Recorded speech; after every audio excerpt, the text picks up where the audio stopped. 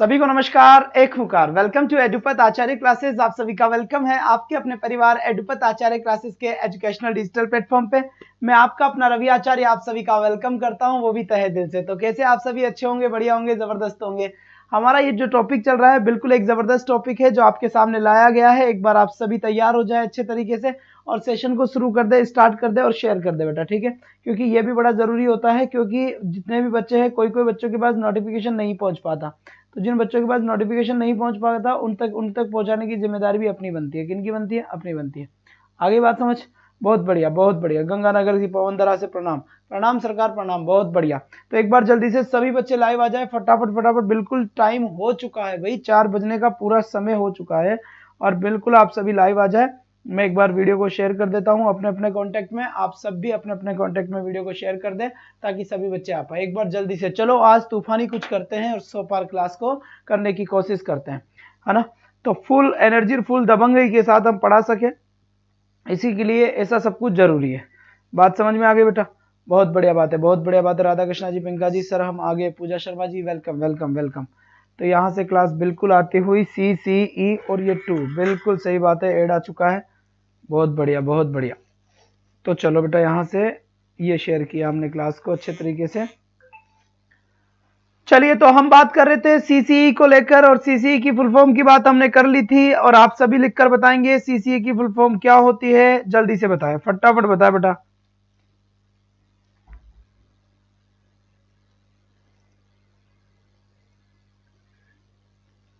जल्दी बताएं बेटा। चलिए, बहुत बढ़िया, बहुत बढ़िया, बहुत बढ़िया। शाबाश बच्चे, शाबाश शाबाश।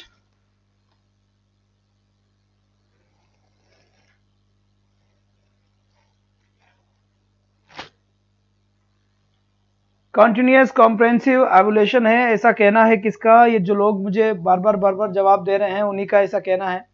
अब देखिए, कुछ इंपॉर्टेंट और बातें हैं, उनकी हम करेंगे अच्छे से। आगे में भी रचना जावल। अरे बेटा आप तो आगे, बाकी कहाँ है? आज क्लास होनी चाहिए अपनी 100 के पार। किसके पार? 100 के पार। ध्यान रखना इस बात का, है ना। चलिए, मैं एक दो जगह और अपने बच्चे हैं उनको बोल देते हैं कि बेटा पढ़ लीजिए, क्लास बिल्कुल शुरू हो चुकी है, कोई भी प्रॉब्लम वाली बात नहीं है।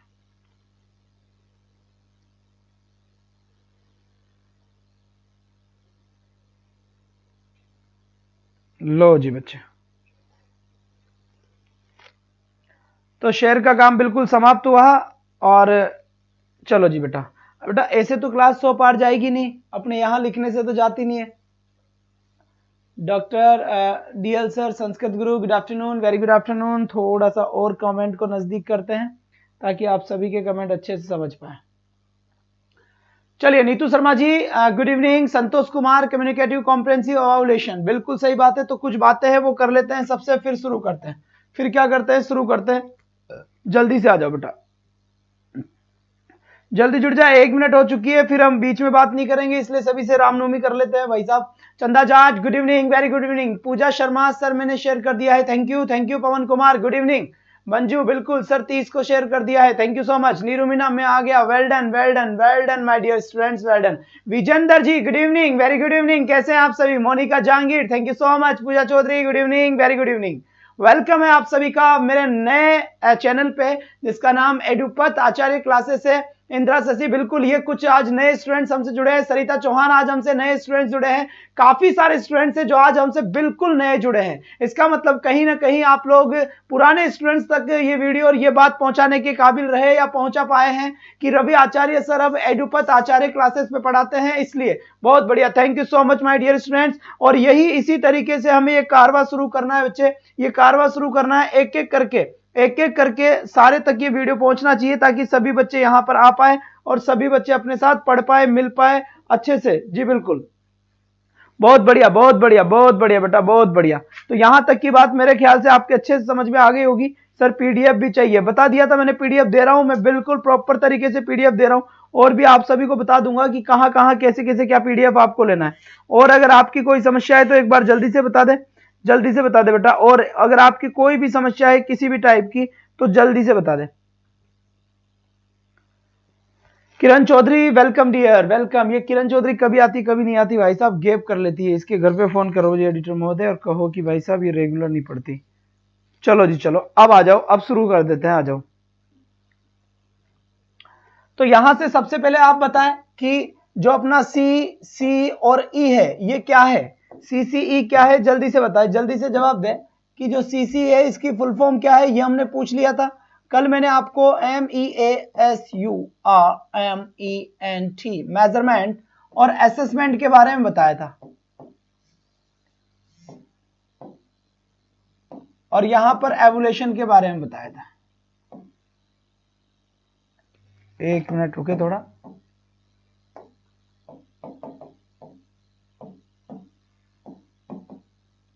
चलो जी बच्चे, बिल्कुल बिल्कुल, बहुत बढ़िया बच्चा, बहुत बढ़िया, शाबाश बेटा।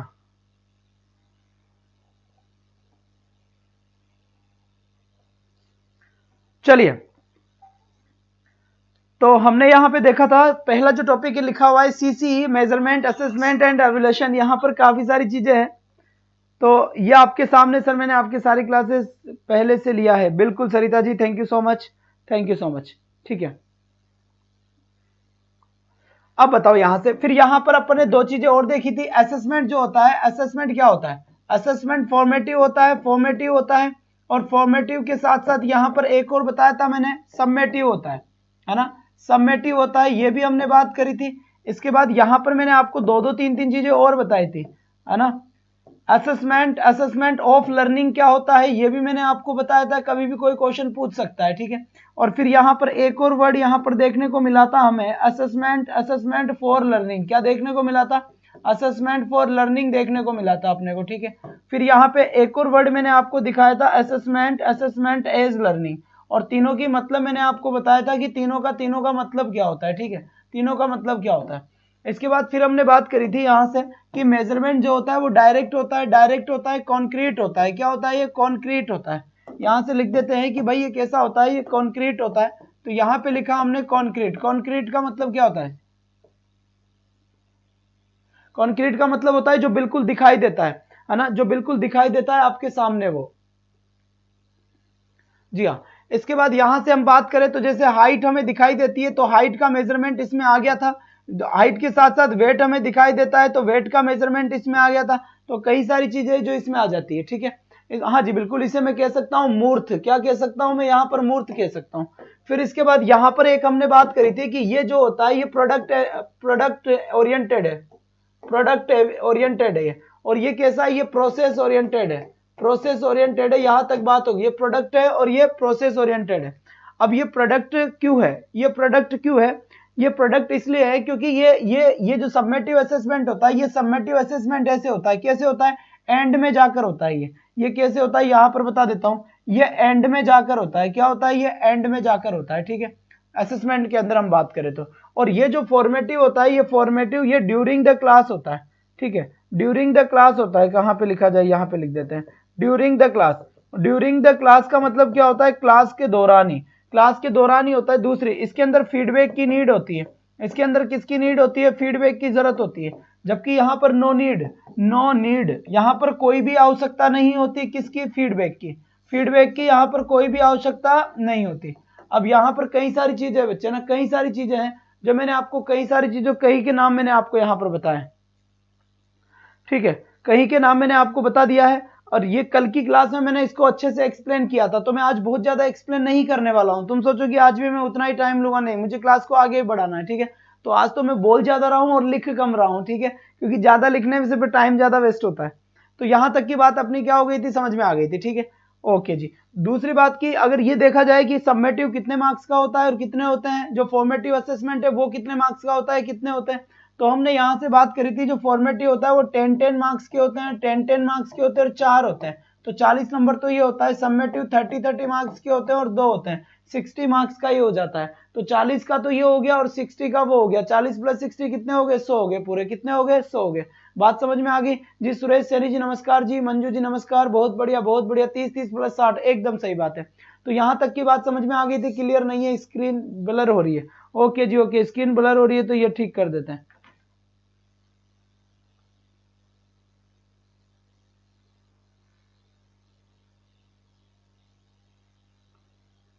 चलिए, अब बिल्कुल एकदम मस्त दिख रहा होगा, कोई भी समस्या वाली बात नहीं है।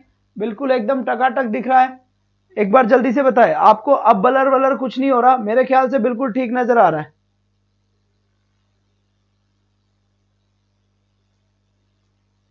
नहीं, अब नहीं हो रहा है, मैंने स्ट्रीक कर दिया है। अब कैसे हो रहा है? झूठ बोलते हो अभी भी। कमेंट करो जल्दी अपने। अब कोई ब्लर नहीं हो रहा है, एकदम ठीक नजर आ रहा है मुझे।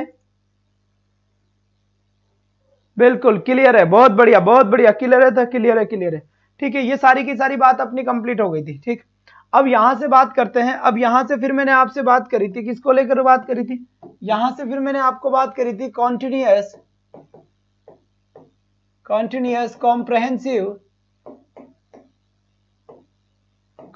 कॉम्प्रहेंसिव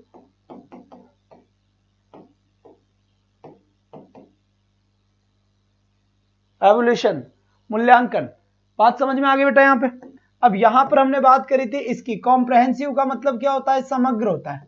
क्या होता है इसका मतलब? समग्र होता है। होलिस्टिक मूल्यांकन की बात करता है, समग्र मूल्यांकन की बात करता है, इंसान को पूरे ही जांचने की बात करता है। यहां पर ये कॉम्प्रहेंसिव का मतलब, समग्र का मतलब समझ रहे हो क्या? समग्र का मतलब होता है केवल आपके मास्क की बात नहीं कर रहा है यहां पर, मास्क के साथ साथ। बिल्कुल बिल्कुल, बहुत बढ़िया बात है बेटा, बहुत बढ़िया बात है, शाबाश शाबाश। आपका इंटरेस्ट किस चीज में है, कैसे क्या करना है, वो सारी की सारी बातें ये करता है, सारी की सारी बातें आपके लिए ये करता है। बात समझ में आ गई बेटा? जबरदस्त क्लास के लिए संपर्क, राजस्थान जी की जबरदस्त क्लास के लिए संपर्क करें। किससे करे भाई तुमसे संपर्क? खमागणी साहब, खमागणी।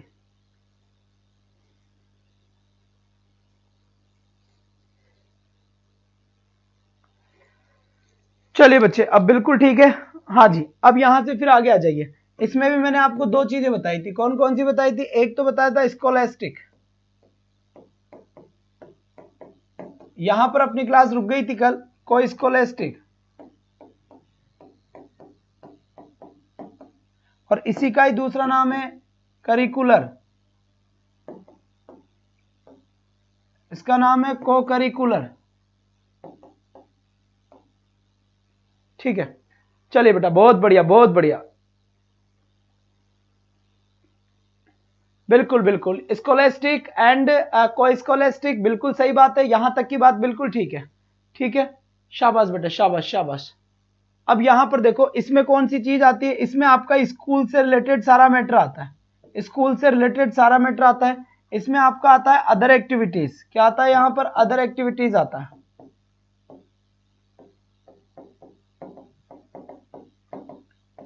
तो इसका मतलब यह कहा कि मूल्यांकन कॉम्प्रहेंसिव होना चाहिए, मूल्यांकन समग्र, सॉरी, मूल्यांकन क्या होना चाहिए? मूल्यांकन समग्र होना चाहिए। अब समग्र मूल्यांकन से क्या मतलब है, इसकी मैं बात कर रहा हूं, ध्यान से सुनना। समग्र मूल्यांकन से है कि केवल मात्र स्कूल के परिवेश को ही ध्यान में नहीं रखा जाए, केवल मात्र स्कूल के रिजल्ट को ही ध्यान में नहीं रखा जाए। बच्चे के अगर मार्क्स अच्छे आ रहे हैं, इसका मतलब यह नहीं है कि बच्चा अच्छा हो जाए, इसका मतलब अच्छा हो जाए। मूल्यांकन हमेशा ऐसा होना चाहिए, स्टूडेंट ऑफ द ईयर, है ना, स्टूडेंट ऑफ द ईयर। बताएगा पीडीएफ कहां मिलेगा? इंद्रा सेन जी, पीडीएफ में भी लास्ट क्लास के लास्ट में सारी चीज बताऊंगा कहां पर मिलेगा। मूल्यांकन ऐसा होना चाहिए, मूल्यांकन ऐसा होना चाहिए जिससे बच्चे का समग्र मूल्यांकन हो। समग्र मूल्यांकन से मतलब होता है कि उसका पढ़ाई का जो स्टैंडर्ड है उसका भी पता चले, उसके मार्क्स कितने आ रहे हैं उसका भी पता चले, और मार्क्स के साथ साथ बिल्कुल बिल्कुल कितने क्या आ रहे हैं, कौन से सब्जेक्ट में आ रहे हैं, ये तो सारा स्कूल से रिलेटेड मामला हुआ। वो कौन से डिवीजन आ रहा है, कितने परसेंटाइल उसके मार्क्स है, कितने परसेंटेज उसके नंबर आ रहे हैं, ये सारा का सारा मामला स्कूल से रिलेटेड हुआ। उस साइड में अगर मैं बात करूं आपसे, इस साइड में अगर मैं आपसे बात करूं कि को स्कॉलास्टिक किसे कहते हैं, या फिर को करिकुलर किसे कहते हैं, बेटा इसको अगर हिंदी में बात करूं ना, तो इसको हिंदी में शैक्षिक बोलते हैं। क्या बोलते हैं? हिंदी में शैक्षिक बोलते हैं। और यहां पर क्या बोलते हैं? सह शैक्षिक। क्या बोलते हैं इसे? सह शैक्षिक बोलते हैं इसको भी। ठीक है, इसका मतलब शिक्षा के लिए, शिक्षा से रिलेटेड जो भी जितनी भी चीजें हैं वो सब तो यहां पर आएगी। और को स्कॉलास्टिक यानी सह शैक्षिक, तो इसमें बेटा कौन सी चीजें आएगी? इसमें वो चीजें आएगी जो अदर एक्टिविटीज है। अदर का मतलब बच्चे का हॉबी कैसा है, हॉबी कैसा है, बच्चे का आर्ट कला में क्या इंटरेस्ट है, बच्चे का खुद का इंटरेस्ट क्या है, बच्चे का बिहेव कैसा है। ठीक है, बिहेव कैसा है बच्चे का, ये सारी की सारी चीजें उधर आती है ना। उसका सोचने का वे ऑफ टॉकिंग क्या है, उसका वे ऑफ टॉकिंग क्या है,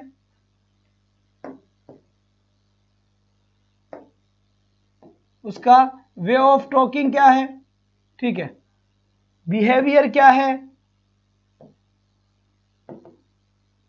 बड़ों को बुजुर्गों को कैसे बात करता है, उसका नेचर कैसा है, उसका नेचर कैसा है। तो ये सारी की सारी चीजें कोस्कोलिस्टिक में आती है। बात समझ में आ गई, कोस्कोलिस्टिक में यहां पर आती है। उसके अंदर और कौन सी स्किल्स है, बिल्कुल सही बात है, ये स्किल्स भी इसी में आती है। स्किल्स कौन कौन सी है उसकी, ये भी आता है। एमसीक्यू करवाए क्या बेटा, एमसीक्यू मतलब क्या, क्या कहना क्या है यार, थोड़ा ठीक से बोला करें आप। सर एमसीक्यू करवाएंगे क्या सर, बेटा एमसीक्यू पूरे करवाऊंगा 2000 क्वेश्चन, और जो पहले पढ़ा हुआ है ना मुझसे उससे पूछ ले, पहले बेटा 2500 क्वेश्चन करवाए थे। तो ये क्या करवाऊंगा क्या नहीं करवाऊंगा ये मुझे ज्ञान ना दो प्लीज, हाथ जोड़ की विनती है। मैं वो करवाऊंगा जिसकी आवश्यकता है तुम्हें है, मैं वो करवाऊंगा जो तुम्हारे लिए बहुत अच्छा है। तुम बिल्कुल भी परवाह करने की जरूरत नहीं है, मैंने पढ़ाया है तुम्हें, और ये बात अगर कर रहा हूं तो इसका मतलब तुम ये बात अपने दिमाग में डालकर बैठ ले कि छोटी से छोटी चीज, बड़ी से बड़ी चीज, उसका एमसीक्यू मल्टीपल चॉइस क्वेश्चन, हर चीज आपके सामने होगी। बिल्कुल बिल्कुल सब कुछ आपके सामने होगा, छोटा से छोटा क्वेश्चन लेकर बड़े से बड़े क्वेश्चन तक बेटा आपके साथ होगा। बिल्कुल ना घबराए, बस प्रॉब्लम और समस्या और तुम्हारा काम केवल ये होगा कि मेरी क्लासेस को अच्छे से अच्छे सपोर्ट करे, शेयर करे। इसके अलावा आपका कोई भी काम नहीं है। सर इतने क्वेश्चन कहां से लाओगे, ये जिम्मेदारी मेरी है ना। सर किस टाइप से क्वेश्चन कैसे आते हैं, ये जिम्मेदारी मेरी है। सर पिछले एग्जाम में क्या आया था, ये जिम्मेदारी मेरी है। ये सारा काम मैं करूंगा, इसमें तुम्हारा कोई रोल नहीं है। तुम्हारा काम ये होगा कि सर की क्लास को केवल मात्र सपोर्ट करें। जी हाँ, कि ज्यादा से ज्यादा और जल्दी से जल्दी वॉचिंग यहां पर हमें क्या है नजर आए। आगे मेरी बात समझ में, चलिए सर अब आगे देखते हैं आगे की। जी बिल्कुल बहुत बढ़िया, यहां से आंसर मेरे पास आने लगे हैं। इंदिरा जी का आंसर आ चुका है। चलिए सर बार बार चेंज क्यों होते हैं, नहीं जी बार बार चेंज नहीं होते हैं। देखो मैंने आपसे हर बार कह दिया कि चेंज करने का आप नहीं समझते क्या, जब आपको एक बार मैंने बड़े प्यार से बड़े अच्छे तरीके से समझा दिया है। और बेटा केवल बात इतनी सी है कि जब तक हम किराए के मकान में रहते हैं, मकान मालिक जब आता है, जब हमें जब चाहता है जब खाली करवा देता है। तो जब तक हमारा घर का मकान नहीं बनेगा, जब तक हम ऐसे ही चलते रहेंगे। तो या तो अपना खुद का ही स्टूडियो बने, अपना खुद का ही चैनल हो, तो फिर हमें कोई हटाए ही नहीं। या फिर जब तक हमारे पास इतना सिस्टम नहीं है कि हम ये सब कुछ तामझाम ला सके, तब तक हम दूसरों के यहाँ ही काम करेंगे और उतना ही काम करेंगे जितना वो करवाएगा, क्योंकि जबरदस्ती थोड़ी ना किसी से कर सकते हैं, कोई जरूरत नहीं है। तो वही बात है। तो ये हटते क्यों, हटने का शौक किसी को नहीं होता, कुछ ना कुछ होता है तभी हटते हैं, वरना पैसे किसको बुरे लगते हैं। आ जाओ अब यहां से आगे बढ़े। तो यहां तक की बात अपनी कंप्लीट हो गई थी। अब मैं तीसरे वर्ड पे आऊंगा, इस पे है ना, इस पे आऊंगा। सबसे पहले यहां पर देखे, यहां पर एक चीज ध्यान से देखे आप,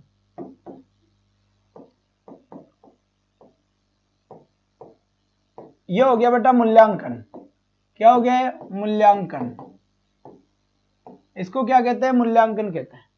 ठीक है, अब मूल्यांकन की दो टर्म मेरे पास आती है, ध्यान रखना। एक आया एग्जामिनेशन, एग्जामिनेशन, ठीक है, और एक आया मेरे पास टेस्ट, टेस्ट।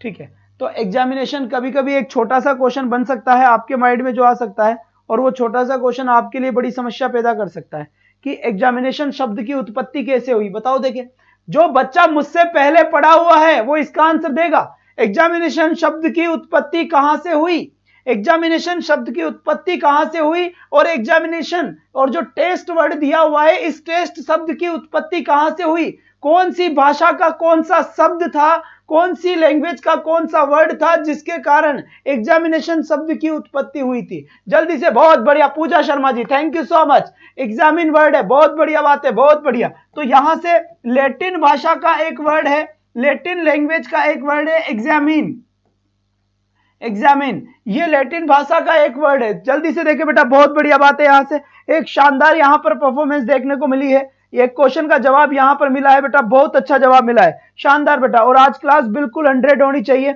आसपास के जितने भी आपके पास मोबाइल है बेटा, सब में क्लास चला दे। आज 100 का आंकड़ा यहां पर दिखना चाहिए, 100 का आंकड़ा यहां पर आज दिखना ही चाहिए। ठीक है, बात समझ में आ गई बेटा। लैटिन भाषा, लैटिन लैंग्वेज का ये एक वर्ड है।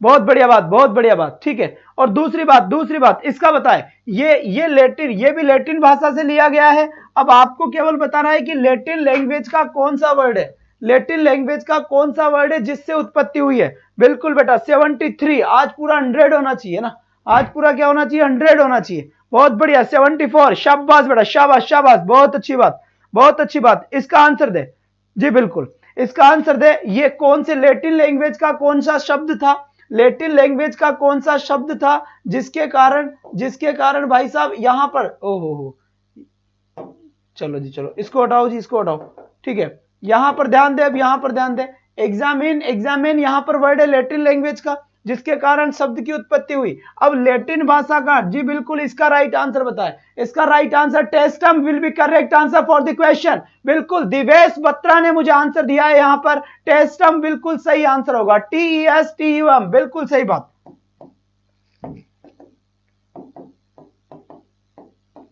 टेस्टम, बहुत अच्छी बात है, यहां से जवाब मिला है, यहां से जवाब मुझे मिले हैं, टेस्टम will be correct answer for the question. बिल्कुल सही आंसर होगा इस टेस्टम का। टेस्टम का मतलब होता है बेटा टेस्ट। और दूसरी बात ध्यान दे, अब दूसरी बात मैं आपसे कहूंगा कि आप बताओ एग्जामिनेशन बड़ा है या फिर टेस्ट बड़ा है, जल्दी से बताएं, एग्जामिनेशन बड़ा है या टेस्ट बड़ा है। नमस्ते जी शैलजा शर्मा जी, नमस्ते, नमस्कार, बहुत बढ़िया, लैटिन वर्ड थे दोनों ही, इसका ध्यान रखना है बेटा। दूसरा फोन चार्ज, बिल्कुल बिल्कुल, बहुत बढ़िया बात है बेटा। आज क्लास पूरा 100 का आंकड़ा दिखना चाहिए। अब यहां पर 74 बच्चे हैं, अब 74 मिलकर मात्र 26, और बिल्कुल बेटा बिल्कुल, आज पूरा अगर 100 होता है तो हम बिल्कुल पहली बार और पहला टारगेट हम अपना पूरा कर पाते हैं। बहुत अच्छी बेटा, बहुत अच्छी, बहुत अच्छी, शाबाश शाबाश।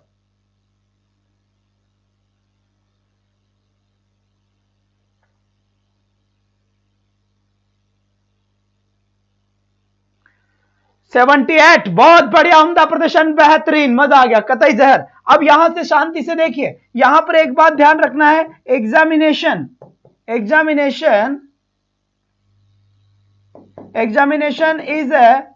Is a broader and greater word. ध्यान रखना है बेटा, जो एग्जामिनेशन है ये छोटा वर्ड नहीं है, ये एक बड़ा वर्ड है। एक क्या है, ये एक बड़ा वर्ड है, ध्यान रखना इस बात का। बहुत बढ़िया, बहुत बढ़िया, बहुत। सर जी बहुत गलत क्या आपने हमारे साथ, हमने आपको,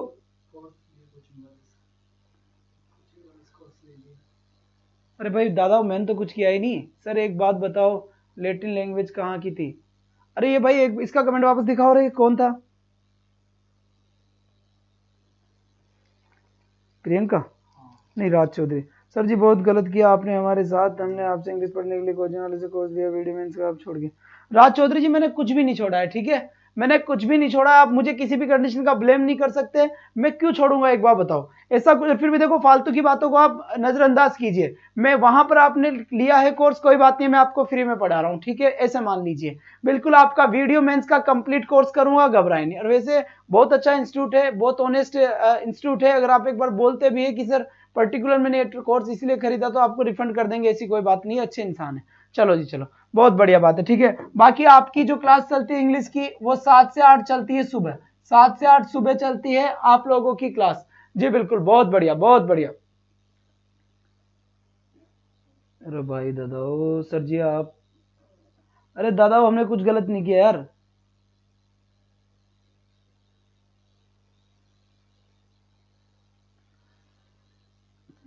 माफी करे भाई, माफ करे, मैंने नहीं कहा किसी से भी कि वहां से कुछ कीजिए। और दूसरी बात, मैंने तो जब मैं पढ़ाता था तो ईमानदारी की बात है कि जहां पर मैं पढ़ाऊंगा, मुझे जो भी मैं पढ़ाऊंगा तो मैं तो वहां के तो बोलूंगा ही ना, क्योंकि बेटा वहां का ही सब सिस्टम है। अब हटना नहीं हटना एक अलग बात है, मैं बार बार बता चुका कि कहीं से हटना या कहीं से नहीं हटना ये एक अलग सिस्टम होता है, चाहकर कोई नहीं हटना चाहता, कुछ इश्यूज रहे होंगे तो कोई बात नहीं है। बाकी मैं आपको यहाँ पर कंप्लीट कोर्स करवा दूंगा, फ्री में करवा दूंगा, कोई बात नहीं है। आपका पैसा लगा है उसके लिए बड़ा दुख है मुझे, कोई पर आपका पैसा ऐसे नहीं जाएगा कि आपको दुख होगा, कभी भी आपको दुख नहीं होगा आपके पैसों का, इस बात की गारंटी मेरी है। मैं बिल्कुल फ्री पढ़ा दूंगा आपको, ठीक है। जी बिल्कुल, बहुत अच्छी बात है। अब यहां से आ जाए, अब पढ़ाई शुरू करते हैं बेटा, ठीक है। तो ये आपकी वीडियो मेंस की क्लास चलती है, कंप्लीट क्लास यहां पर चलती है। वीडियो मेंस की मॉर्निंग के अंदर कंप्लीट क्लास यहां चलती है। दूसरी बात, सभी सब्जेक्ट की क्लासेस भी फ्री दूंगा, ठीक है। सभी सब्जेक्ट्स की क्लासेस भी फ्री दूंगा आपको, यहीं पे ही सारे सब्जेक्ट की क्लास मिल जाएगी, ठीक है।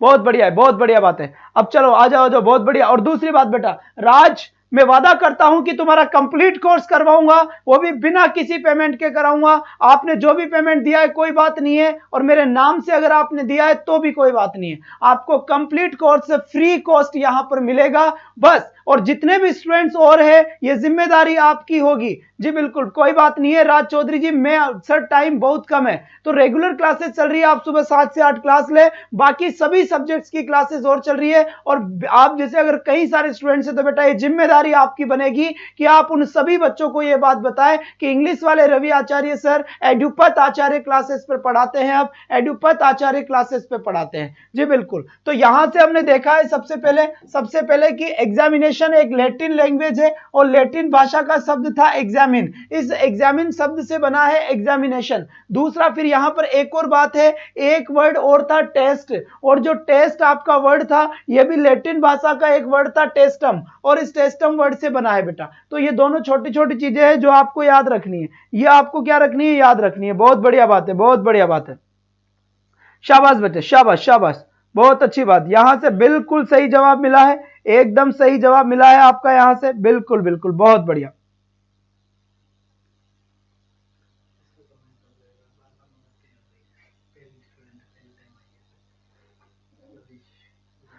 हाँ जी बिल्कुल, लवी जी नमस्कार नमस्कार, ये हमारे पुराने स्टूडेंट्स है, बहुत पुराने स्टूडेंट्स है, बहुत बढ़िया बहुत बढ़िया, शाबाश बेटा। चलो अब आते हैं, थैंक यू सपना जी, लेट आई है सपना, इसके घर पे फोन करो, रोज लेट आती है लड़की। चलो जी, अब यहां से देखिए, एवोल्यूशन के मेथड की बात करते हैं अब अपन, ठीक है।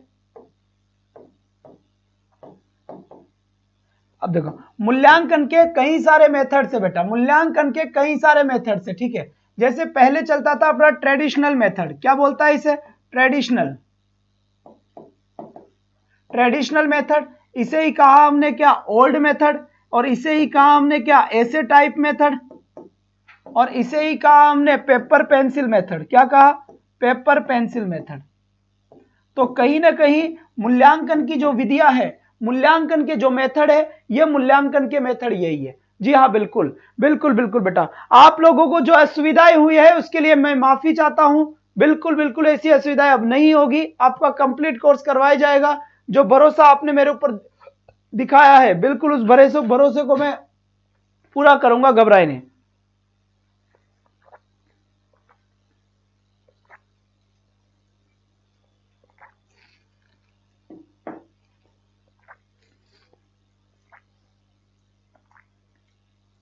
चलो जी,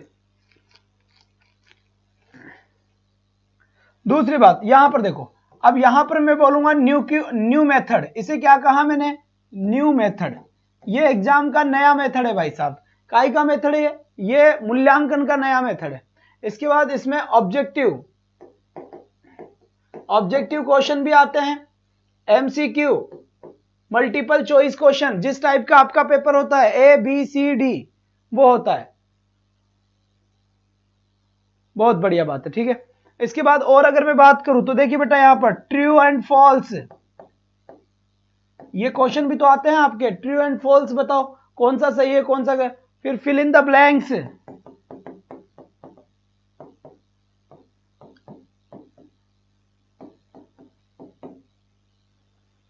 फिल इन द ब्लैंक्स, ये कौन से हैं, ये सारे के सारे आपके कौन से मेथड होंगे, ये सब न्यू मेथड होंगे।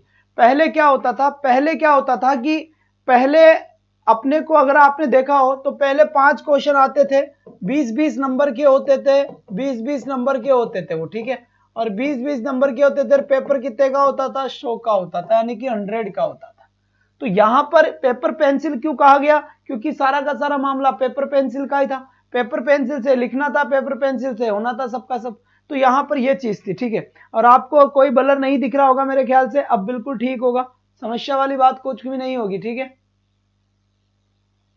बिल्कुल मस्त है, लो ये और भी मस्त है,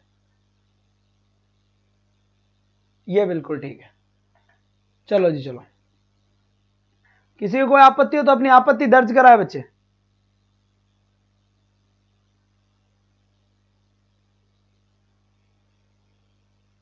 बहुत अच्छी बात है, बहुत अच्छी बात है।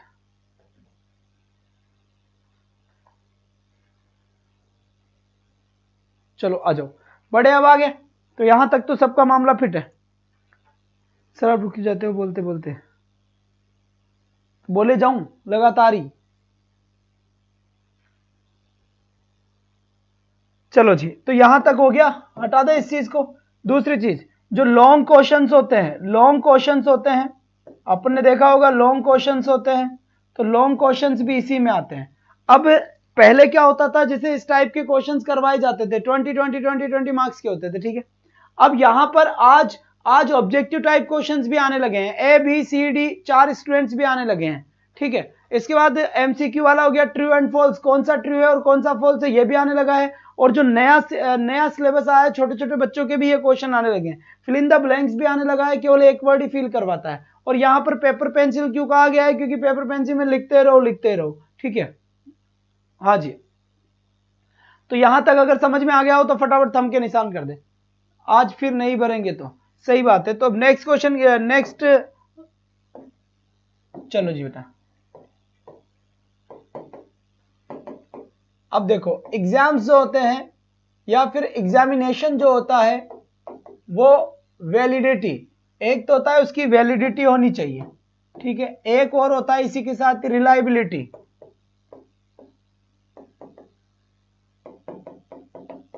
रिलायबिलिटी, इन दोनों वर्ड्स को समझाओ मुझे आप कि दोनों वर्ड्स का मतलब क्या है। जी हाँ, अब जल्दी से जितना जल्द। सर नवीन का नाम लो 10 बार लेके। हाँ जी नवीन भाई नमस्कार। नंबर इंग्लिश की कितनी सीट है? बहुत सारी सीट है इंग्लिश की। अब पीडीएफ कहाँ मिलेगी, कैसे मिलेगी, मैं सारी चीजें बता दूंगा।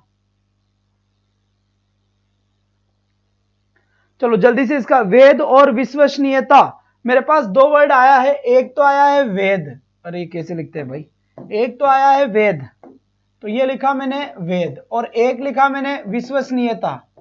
विश्वसनीयता क्या आया?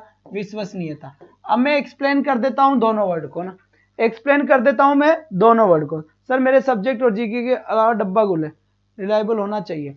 बेटा देखो, यहां विश्वसनीयता की मतलब क्या है, पहले तो इसको समझाता हूं। विश्वसनीयता, टेस्ट या एग्जामिनेशन हमेशा कैसा होना चाहिए? एग्जामिनेशन हमेशा रिलायबिलिटी होना चाहिए। एग्जाम में रिलायबिलिटी होना चाहिए, यानी पूरा विश्वसनीय होना चाहिए। अब विश्वसनीय का मतलब क्या होता है? विश्वसनीय का मतलब होता है कि मान लीजिए मैंने कॉपी चेक करी, मैंने किसी की भी टेस्ट कॉपी चेक करी, तो टेस्ट कॉपी चेक करी तो मैंने उस इंसान को 10 में से मैंने उसको 7 नंबर दे दिया, ठीक है। अब 10 में से 7 नंबर दे दिया, फिर मान लो कि उसी टेस्ट कॉपी को कोई दूसरा सब्जेक्ट टीचर चेंज करता है, ठीक है। दूसरा सब्जेक्ट टीचर चेंज करता है तो उसने नंबर कितने दिए? उसने भी 7 दे दिए, ठीक है। 10 में से क्या दे दिए? 7 दे दिए, ठीक है। बहुत बढ़िया, बहुत बढ़िया पिंका जी नमस्कार। और इसके बाद फिर देखिए, एक तीसरे ने फिर चेक करी, उसने भी क्या नंबर दे दिए? 7 दे दिए। इसका मतलब क्या हुआ? इसका मतलब ये हुआ कि ये जो टेस्ट हुआ था या ये जो पेपर था, या तो ये जो पेपर था या जो टेस्ट हुआ था, ये बिल्कुल विश्वसनीय है। ऐसा क्यों भाई? ऐसा विश्वसनीय कैसे है? क्योंकि देखो, पहले टीचर ने चेक किया, उसने भी 7 नंबर दिया, दूसरे टीचर ने चेक किया, उसने भी 7 नंबर दिया, और तीसरे टीचर ने चेक किया, उसने भी 7 नंबर दिया। तो ये विश्वास के लायक है, रिलायबिलिटी है इस टेस्ट में। दूसरी बात, मान लीजिए रिजल्ट नो चेंज, बिल्कुल सही बात। इसका मतलब मैं कह सकता हूं रिजल्ट नो चेंज, जिसमें रिजल्ट नहीं बदलता वही रिलायबल होता है, वही विश्वसनीय होता है। अब मान लो ऐसा होता है कि मैंने चेक किया तो मैंने 7 नंबर दे दिए। हाँ जी मीना कुमारी जी, आपका आंसर देखिए, आप क्या पूछना चाहते हैं? आप सबसे पहले, बहुत देर से आपके कमेंट आ रहे हैं, जल्दी बताएं क्या पूछना चाहते हैं, फटाफट दें।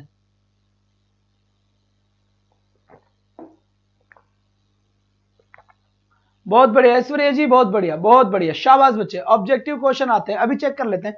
अब यहां से 777 की बात चल रही है, तो रिजल्ट आपका क्या हुआ? सेम हुआ, रिजल्ट पे कोई फर्क नहीं पड़ा, रिजल्ट नो चेंज हुआ, तो ये विश्वसनीय है। अब मान लीजिए कभी ऐसा होता कि मैंने किसी को 7 नंबर दिए, किसी दूसरे टीचर ने उसको 9 नंबर दे दिए, किसी दूसरे टीचर ने उसको 5 नंबर दे दिए, किसी ने 7.5 नंबर दे दिए, किसी ने 8.5 नंबर दे दिए, तो फिर मामला क्या हो गया? गड़बड़ हो गया। तो फिर मामला क्या हो गया? गड़बड़ हो गया। तो उस टेस्ट के अंदर विश्वास नहीं किया जाता। अब मुझे एक बात समझना, अब मुझे एक बात यहां पर समझाओ कि इनमें से कौन सा मूल्यांकन ऐसा है जो विश्वसनीय है? इनमें से कौन सा मूल्यांकन ऐसा है जो विश्वसनीय है। क्वेश्चन घूम के पूछेगा, क्वेश्चन घुमा के आएगा एग्जाम में कि कौन सा एवोल्यूशन ऐसा है जिसे हम रिलायबल बोल सकते हैं, जिसे हम रिलायबल बोल सकते हैं, विश्वसनीय बोल सकते हैं। तो ये जवाब आप ही को देना है। तो कौन सा रिलायबल होगा यहां पर, बिल्कुल रिजल्ट चेंज मोस्टली ऐसे टाइप में होता है, बिल्कुल न्यू मेथड। तो सही आंसर मेरे पास आए हैं कि ये टेस्ट कैसे हो सकते हैं, रिलायबल हो सकते हैं।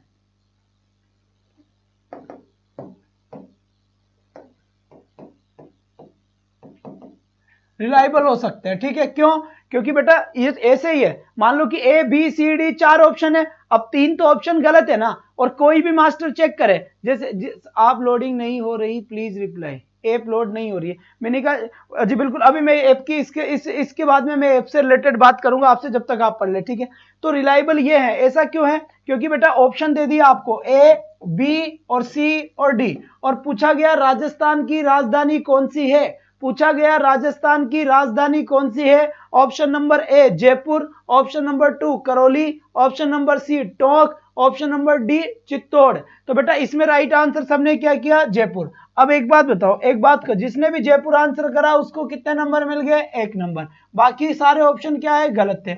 अब कोई भी टीचर के पास आप कॉपी चेक करवाने लेकर जाओगे, किसी भी इंसान के पास या किसी भी टीचर के पास आप अपनी टेस्ट कॉपी चेक करवाने के लिए लेके जाओगे, आपके नंबर तो हमेशा ही एक ही आएगा, क्योंकि राजधानी हमेशा ही जयपुर ही होनी है। तो इसका मतलब ये हुआ कि जो नया मेथड आया ना बच्चे, ये जो न्यू मेथड था, ऑब्जेक्टिव टाइप क्वेश्चन थे, एमसीक्यू टाइप क्वेश्चन थे, ट्रू एंड फॉल्स थे, फिल इन द ब्लैंक्स थे, ये बिल्कुल रिलायबल टेस्ट होते हैं, इनके अंदर रिजल्ट कभी भी नहीं बदलता, इसीलिए यह टेस्ट रिलायबिलिटी होती है। इसलिए यह कहा गया कि टेस्ट हमेशा कैसा होना चाहिए, रिलायबल टेस्ट होना चाहिए। बिल्कुल सही बात।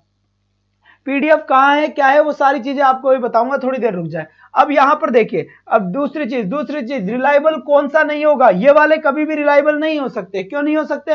क्योंकि इसके अंदर 5-6 पेज लिखेगा, 5-6 पेज, यानी कि 500 वर्ड्स में आंसर लिखेगा टीचर, 500 वर्ड्स में लिखेगा। तो हैंडराइटिंग किसी की अच्छी है तो अच्छी हैंडराइटिंग के हिसाब से मार्क्स दे देगा। मान लीजिए किसकी हैंडराइटिंग अच्छी नहीं है और अच्छा लिखता है, तो वो ज्यादा क्यों माथा पचाएगा, वो उसके हिसाब से नंबर देगा।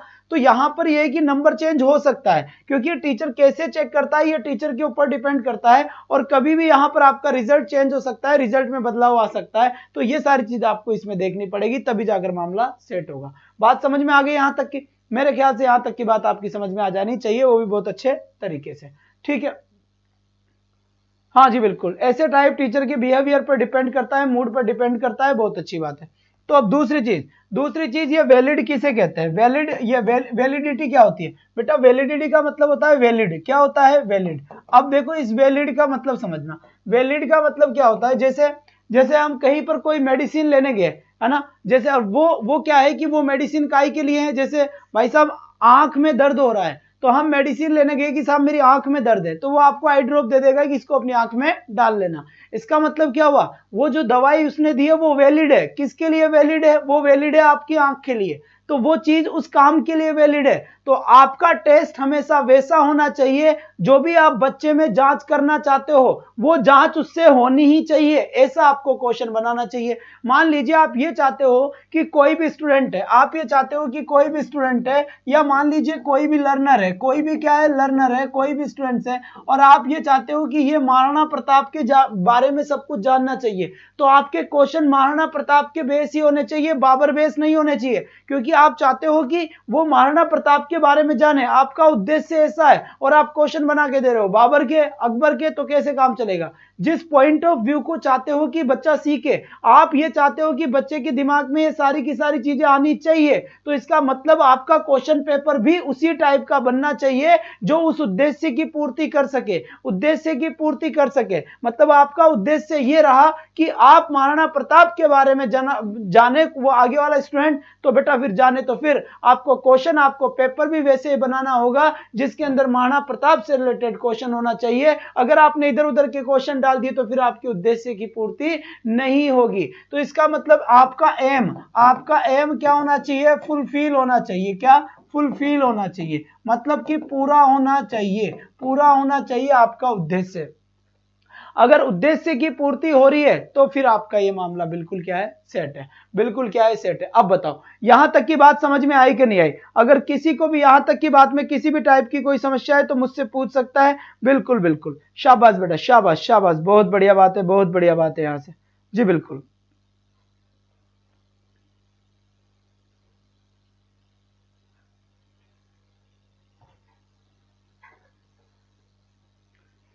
तो यहां तक की बात समझ में आ गई जी, बिल्कुल, बहुत बढ़िया बात है, बहुत ही बढ़िया बात है। तो अब एक बार जल्दी से जवाब दे दो, एग्जामिनेशन शब्द की उत्पत्ति कौन से वर्ड से हुई है? जल्दी जवाब दे दे, एग्जामिनेशन शब्द की उत्पत्ति कौन से वर्ड से हुई है? फटाफट जवाब दे दे, बहुत बढ़िया बेटा।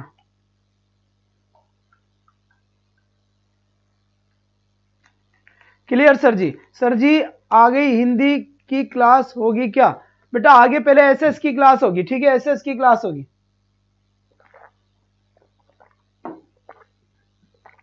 अब सभी बच्चे ध्यान से सुन ले, सभी बच्चे ध्यान से सुन ले। रीट और सेकंड ग्रेड की क्लास मेरी 4 से 5 होती है, जिसमें मैं टीचिंग मेथड्स डील कर रहा हूं, टीचिंग मेथड्स। और कल आपकी एक स्पेशल क्लास होगी, कल आपकी एक स्पेशल क्लास होगी, ध्यान देना यहां पर। ग्रेड सेकंड के लिए मेरी 9 PM पे क्लास होती है, ग्रेड सेकंड है ना बेटा, ग्रेड सेकंड के लिए 9 PM पे क्लास होती है, जिसमें इंग्लिश ग्रामर को मैं पढ़ा रहा हूं। किसको पढ़ा रहा हूं? ग्रामर को, ठीक है।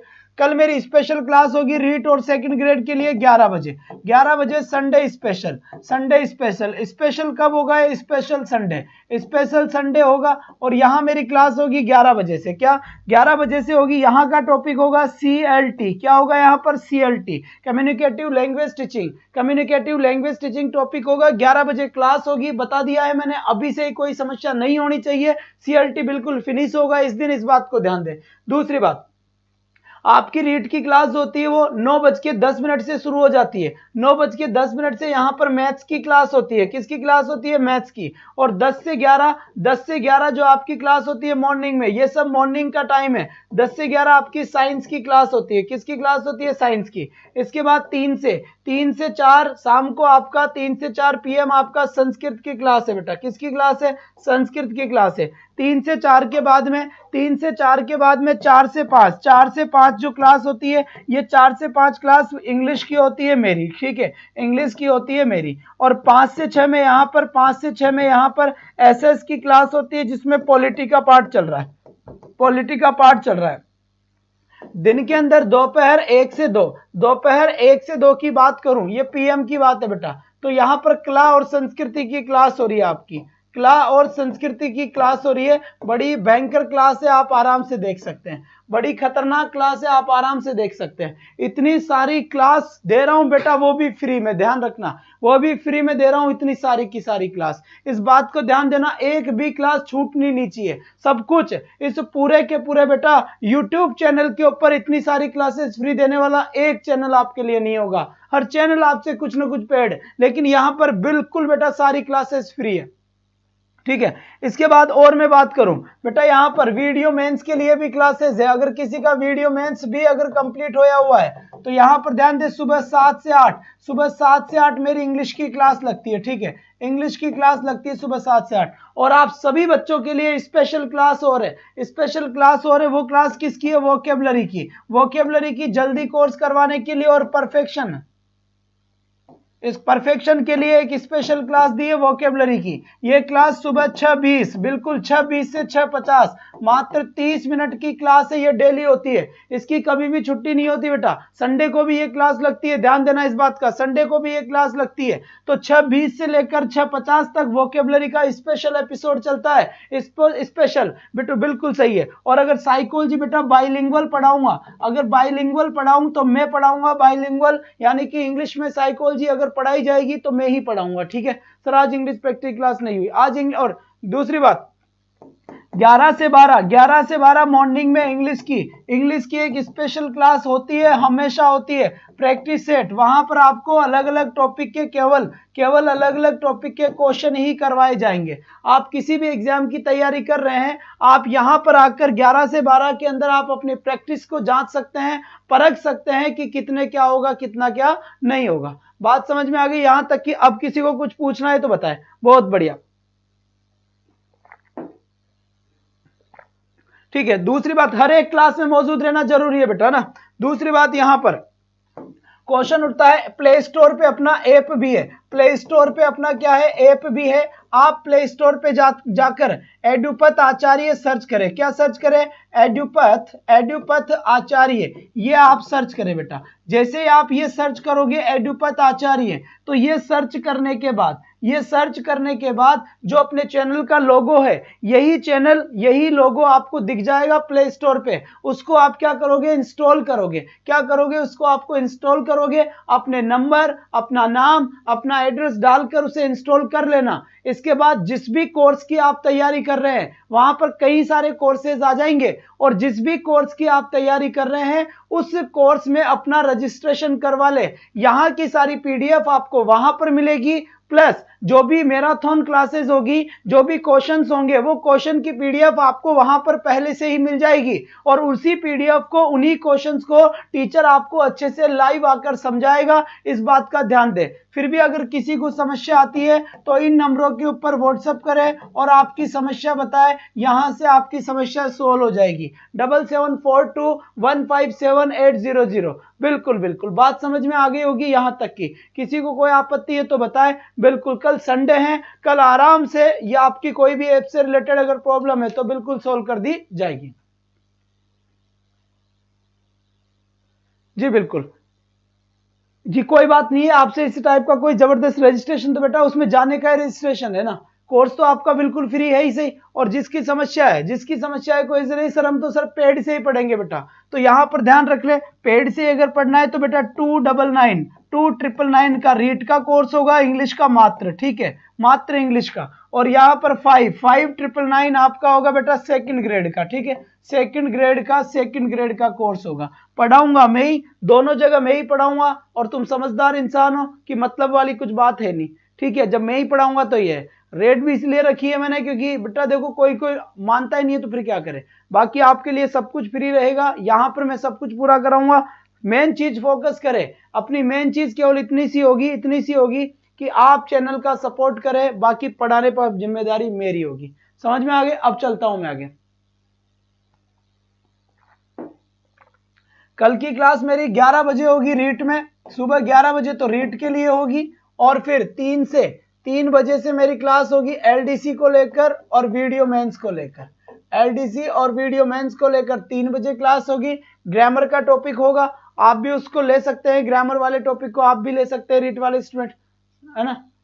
सब पर बैन लगा दो, बात समझ में आ गई। और 11 बजे रीट की होगी। अब आ जाओ फटाफट। अब देखिए, अब बात करते हैं आगे। अब इसको हटा देता हूं मैं सभी को, और अगर कोई समस्या है ये स्क्रीनशॉट ले ले बेटा, ये नंबर आपके आ जाएंगे। नंबर आपको यहाँ पर एक बार देख ले, नोट कर ले। अगर कहीं पर आप लिख रहे हैं आसपास कॉपी पेन पूछे तो बिल्कुल ये हट गया। इसके बाद फिर यहां से देखो, अब आगे हम बात करते हैं बेटा किसकी, आगे हम बात करेंगे रिमेडियल क्लासेस की। किसकी बात करेंगे? रिमेडियल क्लासेस की बात करेंगे। और रिमेडियल क्लासेस क्या होती है इसकी भी हम बात करने वाले हैं। रिमेडियल टीचिंग क्या होती है, रिमेडियल क्लासेस क्या होती है, जल्दी से बताएं। ये साइंस वाइंस सबकी क्लास होती है बेटा, ठीक है। और फिर भी नहीं समझ में आए तो किसी को भी पूछ ले। चलिए बच्चे,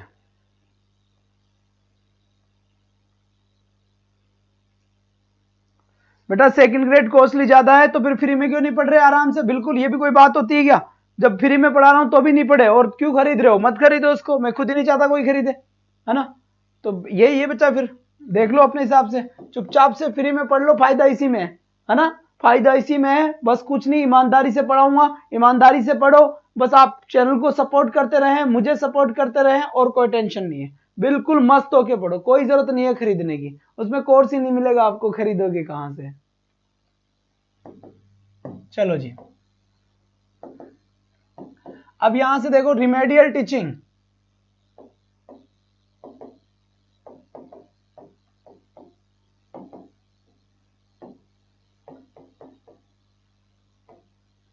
चलो बच्चे, रिमेडियल टीचिंग की बात करते हैं। गुरुजी बीपीएल टावर ना बेटा, ऐसा काम ही नहीं है, ना कोई डिस्काउंट ना कुछ, क्या सीधा एक ही रेट है, ये ऐसा काम नहीं है। कोर्स रख दो 10,000, 90% का डिस्काउंट है जी, बाद में वापस वहीं पे पास पड़ती है, ऐसा काम ही नहीं है। सबसे पहली बात यह है, फ्री में पढ़ो, पूरा कोर्स कराऊंगा, जिनके पास ज्यादा रुपए है वो सर को दे दो। बस रेखा जी ने बोली एकदम सटीक बात, है ना। चुपचाप पढ़ो, पूरा कोर्स करवा रहा हूं ना यहाँ पर।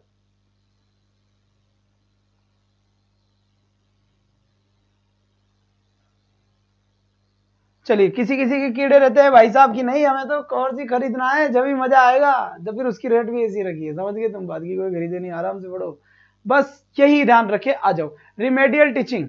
रिमेडियल टीचिंग के बारे में बताओ बेटा, रिमेडियल टीचिंग किसे कहते हैं? हाँ जी चुटकू मियां, चल छोटे जल्दी से आंसर दे, जल्दी से आंसर दे। रिमेडियल टीचिंग का क्या मतलब है? रिमेडियल टीचिंग किसे कहते हैं? रिमेडियल टीचिंग को हम क्या करेंगे? सबसे पहले बात ये देखें, जो भी अंडर अचीवर्स होते हैं, क्या होते हैं? Under achievers. अंडर अचीवर्स होते हैं। अंडर अचीवर्स का मतलब क्या होता है? कम उपलब्धि वाले बालक। क्या बोला मैंने? कम उपलब्धि। गड़बड़ आ गया, उपलब्धि तो मरे नहीं लिखने में आएगा अपने से। उपलब्धि तुम बैठा लेना तुम्हारे हिसाब से। कम उपलब्धि वाले बालक, है ना, कम उपलब्धि वाले बालक, इसका मतलब ये होता है।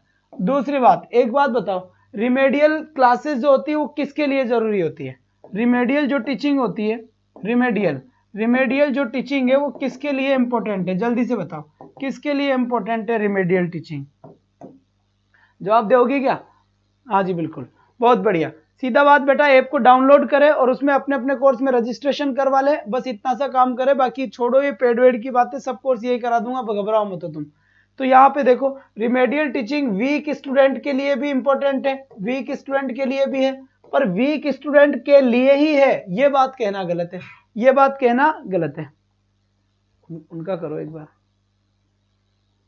उनका कितने हैं?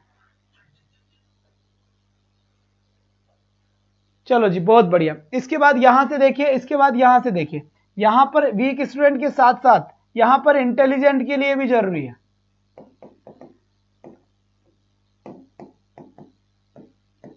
इंटेलिजेंट के लिए भी क्या है? जरूरी है। तो केवल मात्र ये बात बोलना, केवल मात्र ये बात बोलना कि, कौन सी बात बोलना? केवल मात्र ये बात बोलना कि ये वीक स्टूडेंट के लिए होता है, ऐसा नहीं है, दोनों के लिए होता है, दोनों के लिए होता है।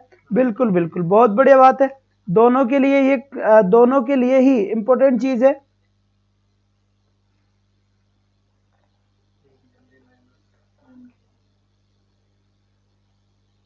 कल भी ऐसा ही था पर थी। चलो जी बच्चे, बहुत बढ़िया बात है, बहुत इंटेलिजेंट स्टूडेंट भी किसी पार्ट में वीक हो सकते हैं, बिल्कुल उनके।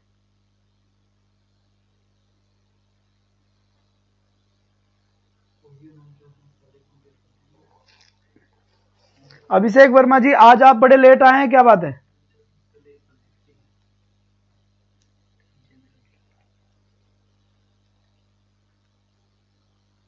अभिषेक वर्मा जी, यू आर लेट टुडे, आप लेट आए हैं आज, क्या बात है? अब यहां पर देखो, एक इंपॉर्टेंट और बात है, कौन सी बात है? कि जो रिमेडियल टीचिंग है, जो रिमेडियल टीचिंग है, वो रिमेडियल टीचिंग कब दी जानी चाहिए? कब दी जानी चाहिए, है ना। तो ध्यान रखना, एक तो होता है, एक तो होता है स्कूल टाइम। क्या होता है? स्कूल टाइम, ठीक है, स्कूल टाइम होता है। अब एक अगर स्कूल टाइम होता है, एक अगर स्कूल टाइम होता है, तो आपकी जो रिमेडियल टीचिंग होती है, आपकी जो रिमेडियल टीचिंग होती है, वो या तो स्कूल टाइम से पहले होनी चाहिए, रिमेडियल टीचिंग पहले होनी चाहिए, स्कूल टाइम से या तो पहले हो, या फिर स्कूल टाइम के क्या हो? बाद में हो। क्या हो? बाद में हो, बाद में, यानी कि आफ्टर, यानी कि आफ्टर। तो रिमेडियल टीचिंग देने का टाइम भी होता है, स्कूल टाइम से पहले हो सकती है और स्कूल टाइम बाद में हो सकती है, बीच में रिमेडियल टीचिंग नहीं दी जाएगी, है ना, बीच में रिमेडियल टीचिंग नहीं दी जाएगी, स्कूल टाइम से पहले या स्कूल टाइम के बाद। दूसरी बात देखो, रिमेडियल टीचिंग से पहले क्या करना होता है? रिमेडियल टीचिंग की तो शुरुआत ही बाद में होगी, है ना, बिल्कुल। नमस्कार जी अनीता शर्मा जी, नमस्कार, हेलो हाउ आर यू, बहुत अच्छी बात है। तो रिमेडियल टीचिंग के अंदर पहले ये तो पता लगाओ, देखो बेटा,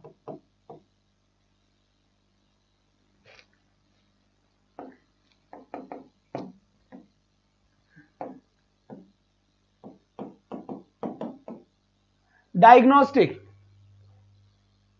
जी बिल्कुल, सबसे पहले डायग्नोस्टिक किया जाएगा। अब ये डायग्नोस्टिक क्या होता है, इसकी भी बात कर लेते हैं, ध्यान से सुनना। डायग्नोस्टिक का मतलब होता है, डायग्नोस्टिक का मतलब होता है पता लगाना, पता लगाना है ना, पता लगाना इसका मतलब होता है पता लगाना। तो रिमेडियल टीचिंग किसे कहेंगे? रिमेडियल टीचिंग कहते हैं किसी की चीज का उपचार करना। कोई समस्या आ रही है तो सबसे पहले आप इलाज कैसे कर दोगे? जब तक आपको यही पता नहीं है कि मामला क्या है तो कैसे होता ही नहीं है। तो डायग्नोस्टिक टेस्ट पहले किया जाता है। जैसे पेट दर्द हो रहा है तो पेट दर्द होगा तो हम डॉक्टर के पास जाएंगे तो डॉक्टर इलाज थोड़ी ना करेगा, पहले डॉक्टर ये कहेगा कि यहाँ की जांच करवा के लेके आओ। तो जांच करने के बाद में डॉक्टर देखेगा जांच को, और जब जांच को देखेगा तब डॉक्टर को इस बात का पता लगेगा कि यहाँ पर क्या मामला हो रहा है और इसकी समस्या क्या है। तो जब उसकी समस्याओं का पता चल जाएगा किसकी ये समस्या है, उसके बाद ही तो उसकी जांच शुरू होगी। तो सबसे पहले डायग्नोस्टिक टेस्ट किया जाएगा।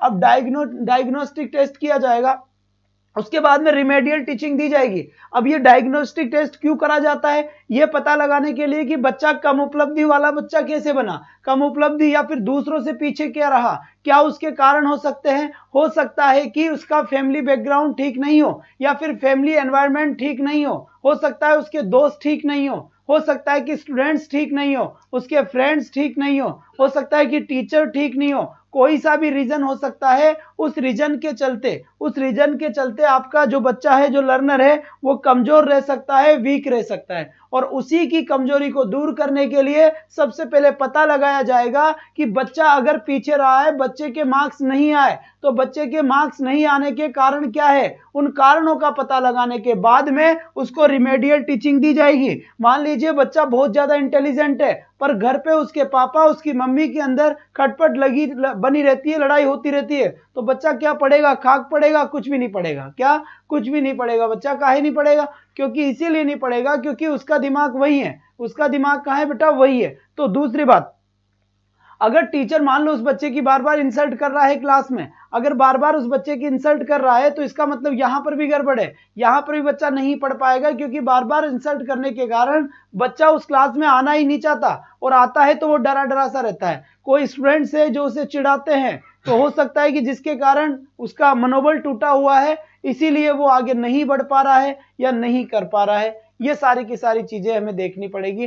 तो उसको सबसे पहले डायग्नोस किया जाएगा, और डायग्नोस के बाद उसको क्या किया जाएगा बेटा? बिल्कुल सर, डायग्नोस के बाद उसको एक तरीके से उसका इलाज दिया जाएगा। तो आपका CCE जो कॉन्टिन्यूअस कॉम्प्रिहेंसिव इवैल्यूएशन है, और साथ में ही आपका यहाँ पर रिमेडियल टीचिंग है, ये बिल्कुल एकदम टकाटक चल रहा है। और हो सकता है कि ये टॉपिक अपना कल या परसों पूरा हो जाए। फिलहाल कल रीड की क्लास 11 बजे होगी, वीडियो मेंस की क्लास शाम को 3 बजे होगी, और रीड की एक और क्लास होगी, उसका टाइम मैं बताऊंगा 11 बजे की कब होगी। बात समझ में आ गई? यहां तक कोई समस्या हो तो बताएं। इसके बाद आपकी SST की क्लास, SST की क्लास होगी, जिसमें पॉलिटी वाला डिपार्टमेंट अपना चल रहा है। कोई भी समस्या हो तो जल्दी से बता दे। बिल्कुल सरकार, बहुत बढ़िया, वेल डन। और ध्यान रखें इस बात का बेटा कि क्लास आज 100 नहीं हो पाई है, और कल के मैराथन में क्लास 100 होनी चाहिए। इसीलिए 11 बजे 100 पार होनी चाहिए क्लास। इसलिए आप ज्यादा से ज्यादा बच्चों को बता दें ये बात कि ज्यादा से ज्यादा बच्चे कल 11 बजे वाली क्लास लेने की कोशिश करें। कल सेकंड ग्रेड की क्लास होगी तो बेटा रात को होगी, नहीं होगी तो फिर मैं बता दूंगा आपको, इवेंट बन जाएगा और हो जाएगी शायद, जहां तक है। ठीक है, ये संविधान का निर्माण करने के लिए आ रहे हैं सर, तो बिल्कुल इनको निर्माण करने दीजिए। सभी को नमस्कार, राम राम, गुड इवनिंग। तो अपन पॉलिटी की बात करेंगे, और पॉलिटी के अंतर्गत अपन कहां तक पहुंच चुके हैं भाई? कहां तक पहुंच चुके हैं अपन? जल्दी से कमेंट करेंगे। कल अपन का कौन सा टॉपिक चल रहा था?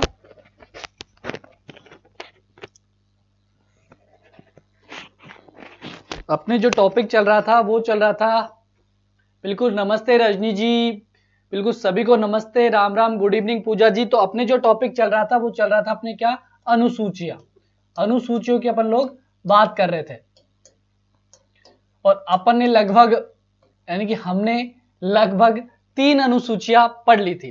कौन कौन सी? पहली अनुसूची पढ़ ली थी, बिल्कुल दीपेश जी बता रहे हैं, दीपेश जी की अनुसूची 3 तक अपन कवर कर चुके थे। शालिनी जी, मदन पाल जी, सभी को गुड इवनिंग। और अपनी क्लास को प्रारंभ करें, और पहले एक बार तो कल की क्लास है उसको थोड़ा सा रिवीजन कर लेते हैं लास्ट का। यानी कि पहली अनुसूची के अंतर्गत अपन ने क्या देखा था? प्रथम अनुसूची में हमने क्या देखा था भाई? तो पहली अनुसूची के अंतर्गत हमने बात की थी किसकी? किसकी बात की थी? राज्य व केंद्र सरकार की, सॉरी राज्य व केंद्र, राज्य व केंद्र, इसको लिखे अपन राज्य व संघ शासित क्षेत्र, व संघ शासित क्षेत्रों के बारे में अपन ने बात की थी कि पहली अनुसूची में तो क्या है, संघ व राज्य क्षेत्र है, उनका क्या है, उल्लेख किया गया है। बात करें दूसरी अनुसूची की, तो दूसरी के अंतर्गत हमने देखा था क्या भाई, क्या चीज देखी थी हमने? वेतन भत्ते देखे थे, ठीक है, वेतन भत्ते। इसके बाद हमने बात की थी तीसरी अनुसूची की, और तीसरी अनुसूची के अंतर्गत अपने देखी थी कौन सी बात? तो कौन सी बात देखी थी भाई? हमने शपथ के बारे में देखा था। और लास्ट में मैंने आपको बताया था कि 3 ऐसे पद हैं जिनका अनुसूची 3 के अंतर क्या नहीं है भाई, शपथ का उल्लेख नहीं है, ठीक है। तो ध्यान रखना बिल्कुल। विष्णु प्रताप जी गुड इवनिंग, बिल्कुल सभी का स्वागत है भाई, ठीक है। तो 3 पद मैंने आपको बताए थे, कौन कौन से? राष्ट्रपति का पद, ठीक है, और मैंने आपको बताया था उपराष्ट्रपति का पद, इसके अलावा मैंने आपको बताया था राज्यपाल का पद। कौन सा पद भाई? राज्यपाल का पद। तो तीनों पद हैं, इनकी शपथ का उल्लेख कहां पर नहीं भाई? अनुसूची 3 में नहीं है। इसके बाद अपन ने बात की कि भाई अनुसूची 3 में नहीं है तो कहां पर है इनका? तो उल्लेख मैंने आपको अनुच्छेद बताया, कौन सा? राष्ट्रपति के लिए अनुच्छेद 60, उपराष्ट्रपति के लिए अनुच्छेद 69, और किसके लिए? राज्यपाल के लिए 159। तो तीनों अनुच्छेद आपको ध्यान में रखने हैं। क्यों ध्यान में रखने हैं? क्योंकि आपसे जो प्रश्न पूछा जाएगा वो इस प्रकार से पूछा जाएगा कि राष्ट्रपति की शपथ का उल्लेख कहां पर है। फिर आपको देगा अनुसूची 1 में, अनुसूची 3 में, अनुसूची 5 में, इस प्रकार से देखिए आपको कंफ्यूजन किया जाएगा। लेकिन शपथ का उल्लेख यहां पर नहीं है तीनों पद का, ठीक है। बात करें अगली अनुसूची, यानी कि कौन सी अनुसूची भाई? अब बात करेंगे हम अगली अनुसूची की, यानी कि बात करेंगे हम कौन सी अनुसूची भाई? अनुसूची नंबर 4। तो अनुसूची 4 में क्या है भाई? अनुसूची 4 के अंतर्गत क्या है, तो उसकी बात करें अपन, तो ध्यान रखना अनुसूची 4 के अंतर्गत किसके बारे में अपन बात करेंगे? तो ध्यान रखना राज्यसभा, किसके बारे में? राज्यसभा। राज्यसभा के अंतर्गत कहां पर भाई? राज्यसभा के अंतर्गत, राज्यसभा में जो राज्यों का प्रतिनिधित्व होता है, राज्यों व केंद्र शासित प्रदेशों का क्या है भाई? प्रदेशों का क्या है? प्रदेशों का प्रतिनिधित्व है, ठीक है। अब कहोगे सर कैसा प्रतिनिधित्व? तो ध्यान रखना आपने अच्छे से पता है कि राज्यसभा होती है, राज्यसभा के अंतर्गत सदस्यों की संख्या कितनी होती है? 250 होती है ना। मैक्सिमम कितनी हो सकती है भाई? 250, ठीक है। ये कहां पर लिखा हुआ है? अनुसूची 4 के अंदर। और अनुसूची 4 की जब हम बात करेंगे तो जो राज्यों का प्रतिनिधित्व, यानी कि कौन से राज्य से कितने सदस्य हम चुनकर लेकर आएंगे, ठीक है, ये लिखा हुआ है कहां पर? अनुसूची नंबर 4 के अंतर्गत। यानी कि कौन से राज्य से कितने सदस्य हमको चुनकर लाने हैं, या फिर हम कहें कि कितने सदस्य आएंगे, इसका निर्धारण कहां पर किया गया भाई? कहां पर? अनुसूची 4 के अंतर्गत। यानी किस राज्य का कितना प्रतिनिधित्व रहने वाला है राज्यसभा के अंदर, इसका उल्लेख मिलेगा कहां पर? अनुसूची 4 के अंतर्गत। और बात करें कि सदस्य संख्या मैक्सिमम कितनी होती है, तो 250 होती है। वहीं अपन वर्तमान की बात करें कि वर्तमान में कितने हैं, वर्तमान में तो ध्यान रखना वर्तमान में कितने हैं भाई? कितने हैं? तो ध्यान रखना 245 है। अब कहोगे सर ये 5 कहां गए? ये 5 कहां गए कि मैक्सिमम तो आपकी क्या बता रहे हो? मैक्सिमम बता रहे हो हमको 250 और वर्तमान में क्या है? 245 है। तो ये 5 कहां गए? 5 कहां गए? कोई बताएगा जल्दी से कमेंट करें कि ये 5 है जो अपन नहीं लिख रहे इसमें, वो कहां पर है, कहां गुम हो गए वो, ठीक है, उनकी बात करेंगे, ठीक है। इसके अलावा एक प्रश्न आपसे पूछा जाता है कि भाई जो राज्यसभा है इसके अंतर्गत सबसे अधिक सदस्य किस राज्य से लिए जाते हैं? तो आपको ध्यान में रखना है, आपसे क्या पूछे? सबसे अधिक सदस्य राज्यसभा के अंतर्गत कहां से लिए जाते हैं, किस राज्य से लिए जाते हैं? तो आपको क्या ध्यान में रखना है? उत्तर प्रदेश।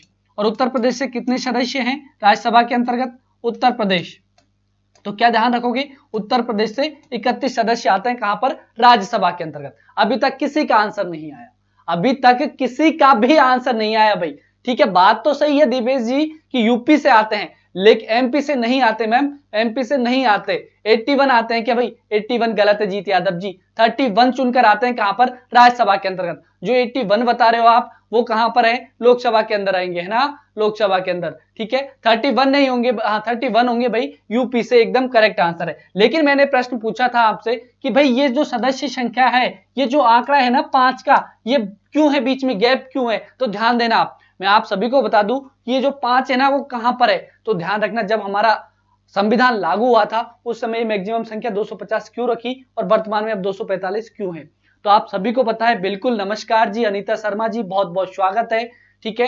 तो अपन बात कर रहे हैं किसकी, अपन बात कर रहे हैं किसकी, कि 5 सदस्यों की बात करें, ये कहां गुम हो गए, ठीक है। राज्यसभा में 31, लोकसभा में 81, बिल्कुल करेक्ट कहा भाई संतोष जी।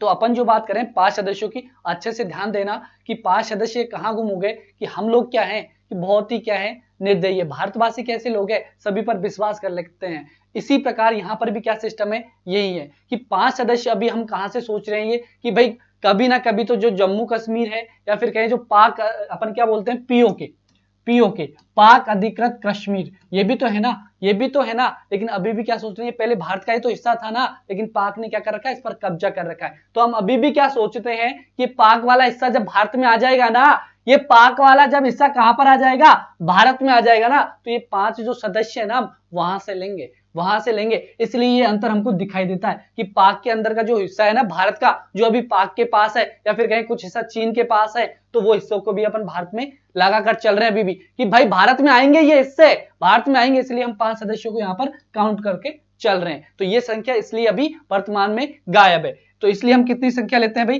5 लेते हैं। तो इस चीज का भी आप क्या रखोगे भाई, ध्यान रखोगे। अब आगे की अपन बात करें, आगे बात समझ में आपके अनुसूची 4 के बारे में समझ में आ गया। एक प्रश्न और ध्यान रख लेना, एक प्रश्न और ध्यान रख लेना, राजस्थान, आपसे राजस्थान के वासी हो तो राजस्थान के बारे में भी पूछा जा सकता है कि राजस्थान से राज्यसभा के अंदर कितने सदस्य चुनकर जाते हैं। शालिनी जी कह रही भाई, अच्छा चलो आ जाओ, जल्दी से आ जाओ, कि सबसे अधिक सदस्य संख्या कहां से आती है, यूपी से आती है। इसके बाद अपन बात करें महाराष्ट्र से आती है जो 19 चुनकर आते हैं। इसके बाद अपन बात करें बिहार से आते हैं, ठीक है। बिल्कुल बिल्कुल आंसर आ गया जीत यादव जी का, 10 10 10 बिल्कुल ठीक है। तो राजस्थान से कितने सदस्य चुनकर आते हैं भाई, 10 सदस्य चुनकर आते हैं, ठीक है। ये चीज आपको ध्यान में रखनी है अनुसूची 4 के बारे में, ठीक है। आगे की अपन बात करें, और बात करें अनुसूची कौन सी भाई, अनुसूची किसके बारे में बात करेंगे, अब अनुसूची नंबर 5 के बारे में बात करेंगे। तो अनुसूची 5 में क्या है भाई, तो अनुसूची 5 के अंतर्गत क्या है, तो ध्यान रखना अनुसूची 5 में क्या लिखा हुआ है भाई, एसटी एससी, ठीक है। किसके बारे में, एसटी एससी, एसटी और एससी, ठीक है। एससी व एसटी के जो क्षेत्र हैं, एससी एसटी क्षेत्रों का प्रशासन, क्षेत्रों का प्रशासन एवं नियंत्रण, प्रशासन एवं नियंत्रण के बारे में कहां लिखा हुआ है भाई, एवं नियंत्रण के बारे में ये कहां लिखा हुआ है, तो ध्यान रखना अनुसूची नंबर कौन सी भाई, 5 के अंतर्गत। लेकिन आप इस चीज से समझे क्या, ठीक है। ये तो आपने बुकों में पढ़ लिया कि अनुसूची में क्या है भाई, एसटी एससी है, इनका जो एससी एसटी क्षेत्र है उनका प्रशासन है और इनका नियंत्रण है, ये तो लिखा हुआ है। लेकिन समझना आखिरकार इस चीज इसमें है क्या, तो ध्यान रखना इसके अंतर्गत ये है कि जो एसटी एससी क्षेत्र, जैसे अपने राजस्थान की बात करें तो राजस्थान के अंदर भी है, ठीक है। तो अपन बात करेंगे एसटी एससी क्षेत्रों की, तो ध्यान देना जो एसटी एससी क्षेत्र होते हैं उन पर क्या होता है, अगर मान लो राज्य का मुख्यमंत्री, राज्यपाल वो ध्यान नहीं दे रहा है, उनके विकास के लिए कोई काम नहीं कर रहा है, तो इस दशा में क्या होगा कि वहां के क्षेत्र के जो प्रतिनिधि होंगे वो डायरेक्ट कहां पर जा सकते हैं, केंद्र सरकार के पास। उनको ये अनुसूची 5 के बारे में बताएंगे कि हमको क्या मिला हुआ है, स्पेशल प्रशासन और नियंत्रण, कि भाई जो आपने दे रखा है हमको अनुसूची 5, इसके अंतर्गत तो हमको कुछ भी नहीं कर रहे। जो हमारी राज्य सरकार है, जो हमारा राज्यपाल है राज्य का, वो हमारे लिए कुछ भी नहीं कर रहा है। तो इस दशा में क्या करेगा राष्ट्रपति, हमारा राष्ट्रपति क्या करेगा, राष्ट्रपति क्या करेगा भाई, तो इस दशा में हमारा जो राष्ट्रपति है एक स्पेशल अधिकारी भेजेगा, किसके लिए, किसके प्रशासन के लिए, किसके प्रशासन के लिए, ये एसटी एससी क्षेत्रों के प्रशासन के लिए एक स्पेशल आदमी भेजेगा। और वो आदमी होगा ना, वो कौन होगा, एक आईएएस अधिकारी होगा। कौन होगा, एक आईएएस अधिकारी होगा। उसको प्रशासन जो प्रशासन होगा उसके हाथ में चला जाएगा, जो प्रशासन नियंत्रण है उस अधिकारी के हाथ में चला जाएगा। और जब वो नियम कानून उनके लिए बनाएगा ना, तो उसके अंतर्गत ना तो राज्य का राज्यपाल होगा, न मुख्यमंत्री होगा, वो किसी भी प्रकार से हस्तक्षेप नहीं कर सकता। ये आपको ध्यान में रखना है कि इस प्रकार है क्या, कि किस प्रकार से प्रशासन होता है, किस प्रकार से नहीं होता, अनुसूची 5 में क्या है। तो SC ST वालों सुन लो अच्छे से, जो भी ST SC वाला है उनके लिए विशेष उपबंध है कहां पर, अनुसूची 5 के अंतर्गत। अगर उनके विकास के लिए कुछ नहीं हो रहा है, मुख्यमंत्री या संबंधित राज्य का राज्यपाल है वो किसी प्रकार का कोई भी काम नहीं कर रहा है, तो आप कहां जा सकते हो, राष्ट्रपति के पास जा सकते हो। और राष्ट्रपति इसके लिए किसका गठन करेगा, किसका गठन करेगा, एक अधिकारी का गठन करेगा। और उसी के हाथ में क्या होगा भाई, पूरा उस ST SC क्षेत्र का क्या होगा, SC ST क्षेत्र का क्या होगा, कार्यभार होगा। ठीक है, ये कहां पर है, अनुसूची 5 में। और यही बात कहां पर है, यही बात कहां पर है भाई, अनुसूची नंबर कौन सी भाई, अनुसूची नंबर 6 के अंतर्गत। और 6 में क्या है, अनुसूची 6 में क्या है भाई, तो ध्यान देना, अनुसूची 6 के अंतर्गत क्या है, तो अनुसूची 6 में 4 राज्य, कौन सी, पूर्वोत्तर के जो 4 राज्य हैं, कहां के, हमारे जो पूर्वोत्तर हिस्सा है, पूर्वी भारत का जो हिस्सा है उसके 4 राज्य, कौन कौन से, तो ध्यान देना, कौन कौन से राज्य भाई, ध्यान रखना, असम, कौन सा, असम, ठीक है, मेघालय, ठीक है, मेघालय, ठीक है, और मिजोरम, और एक राज्य का और ध्यान रखना है आपको, कौन सा भाई, त्रिपुरा, ठीक है।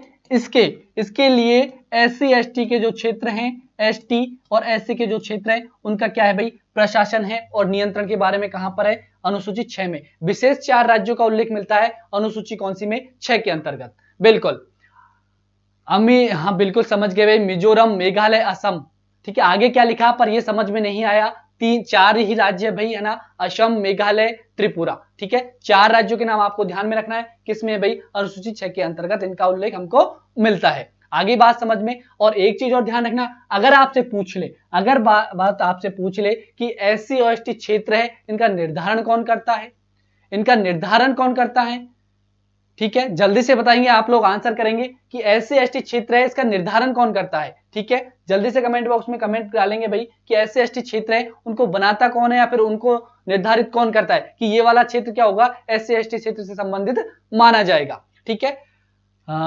ट्रिक्स है आगे, अच्छा ट्रिक्स है क्या आगे, चलो ठीक है। अमेय मित्र भी आप याद रख सकते हो, अगर चारों राज्य नाम याद रखने हैं तो अमेय मित्र के नाम से आप याद रख सकते हो। बिल्कुल ट्रिक भी बताई थी रिया शर्मा जी के द्वारा, अमेय मित्र, ठीक है भाई, अमेय मित्र के द्वारा भी आप याद रख सकते हो। चलो अपन बात करें किस अनुसूची की, अब अगली अनुसूची कौन सी भाई, अगली अनुसूची की हम बात करेंगे अनुसूची नंबर 7 के बारे में।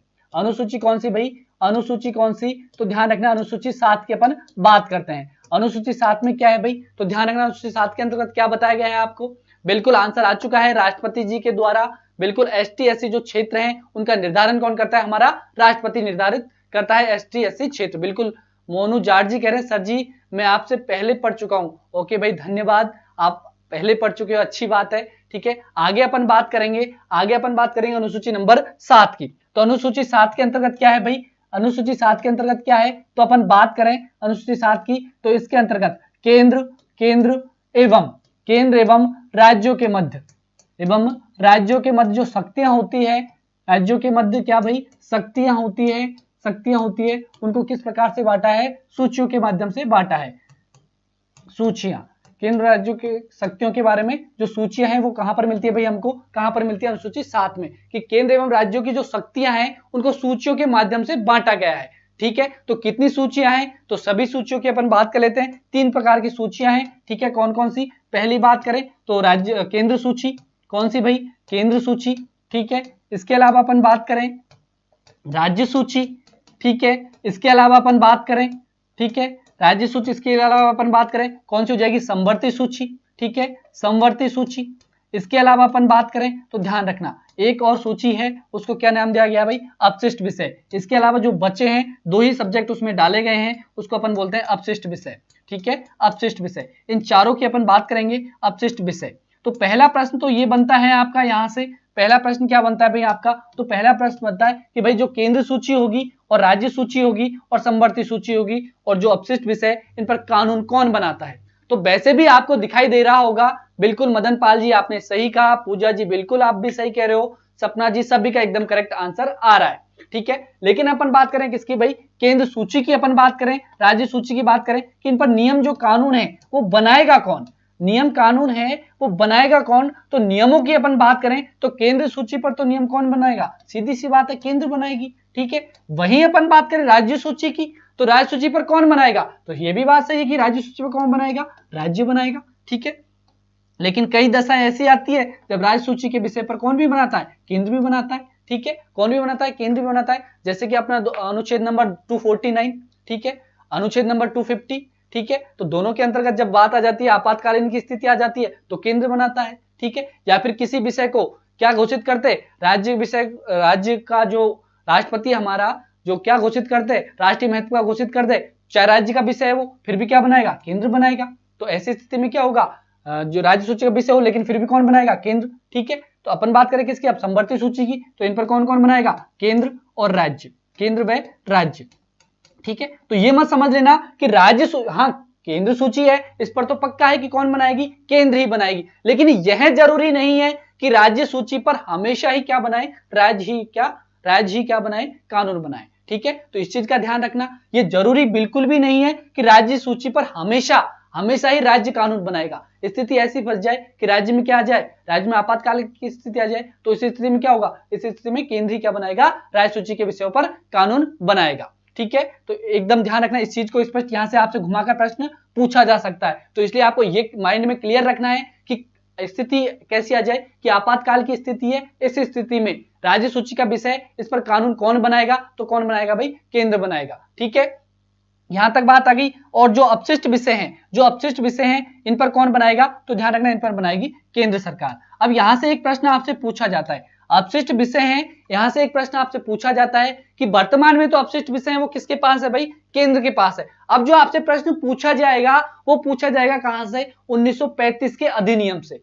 आपसे प्रश्न किया जाएगा कि जो 1935 का अधिनियम था उस समय भी क्या किया गया था? शक्तियों का बंटवारा किया गया था केंद्र और राज्य के मध्य। तो आपसे वहां से प्रश्न पूछेगा कि 1935 के अधिनियम में जो अपशिष्ट विषय थे वो किसके पास थे, यानी कि उन पर नियम कानून कौन बनाता था। तो आपको ध्यान में रखना है कि उस समय कब की बात करें हम? 1935 की बात करें तो 1935 की टाइम की अपन बात करें या फिर अधिनियम की अपन बात करें तो 1935 का जो अधिनियम था, 1935 का जो अधिनियम था उस समय जो अपशिष्ट विषय हैं, क्या भाई? जो अपशिष्ट विषय हैं वो किसके पास थे? जल्दी से आप लोग आंसर करेंगे कमेंट बॉक्स में भाई, जो अपशिष्ट विषय हैं ये किसके पास थे? भाई जल्दी से कमेंट आने चाहिए आपके। क्या पता है भाई?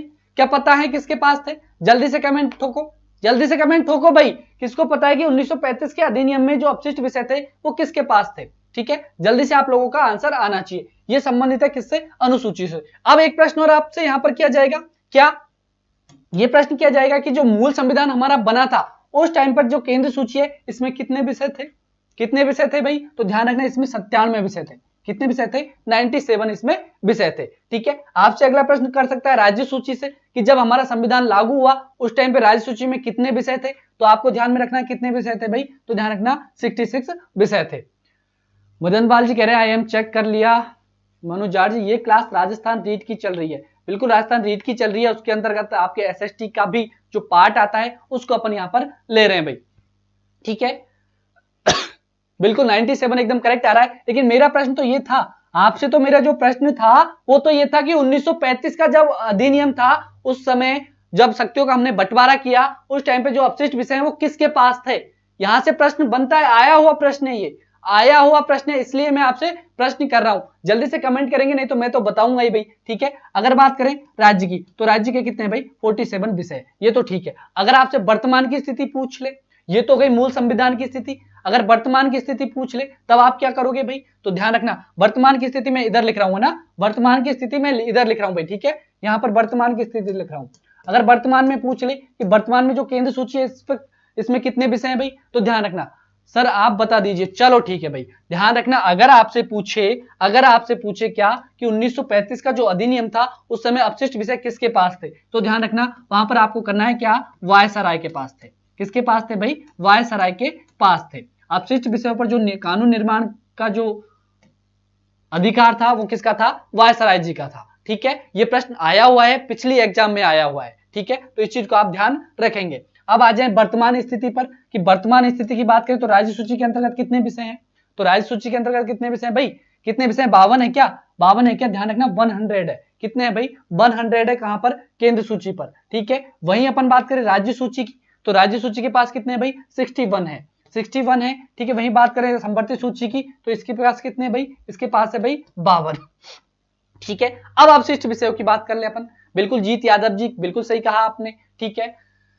बोले दिमाग आए पर लिखा नहीं, चलो ठीक है कोई बात नहीं, इसीलिए तो ये क्लास क्यों है, दिमाग में आए तो लिखना चाहिए ना, यहाँ पर ही तो गलत हो रहा है, एग्जाम में थोड़ी हो रहा है गलत, ठीक है। बिल्कुल आपको बोलना है, अगर आपको आता है तो बिल्कुल बताना भाई, ठीक है। अब अपन बात करें किसकी, कि अपशिष्ट विषय की। अगर अपन वर्तमान की बात करें कि अपशिष्ट विषय के अंतर्गत कितने विषय हैं भाई, कितने विषय, कौन बताएगा, कौन बताएगा, किसको पता है, ईमानदारी से बताना भाई कि किसको पता है कि अपशिष्ट विषय हैं, इनमें वर्तमान में कितने सब्जेक्ट है भाई, कितने सब्जेक्ट है, तो ध्यान रखना 2 ही है, ठीक है। कितने हैं 2, और वो भी कौन कौन से हैं, वो भी कौन कौन से हैं, चलो यहां लिख देता हूं मैं आपको कि एक तो ध्यान रखना कि साइबर क्राइम जो होता है, साइबर जो क्राइम होता है यानी साइबर है, वो किसके पास है, वो अपशिष्ट विषयों के अंतर्गत आता है। और एक आता है सेरोग्रेसी, सेरोग्रेसी है वो भी किसके अंतर्गत है भाई, सेरोग्रेसी, ये भी किसके अंतर्गत है भाई, ये भी किसके अंतर्गत है, तो ये भी ध्यान रखना किसके अंतर्गत है, अपशिष्ट विषयों के अंतर्गत है, ठीक है। बिल्कुल सेरोगेसी रिया जयपुर बिल्कुल करेक्ट आंसर है आपका। और कौन सा, साइबर, ठीक है, साइबर क्राइम वगैरह ये भी किसके अंतर्गत आएंगे, अपशिष्ट विषयों के अंतर्गत आएंगे, बिल्कुल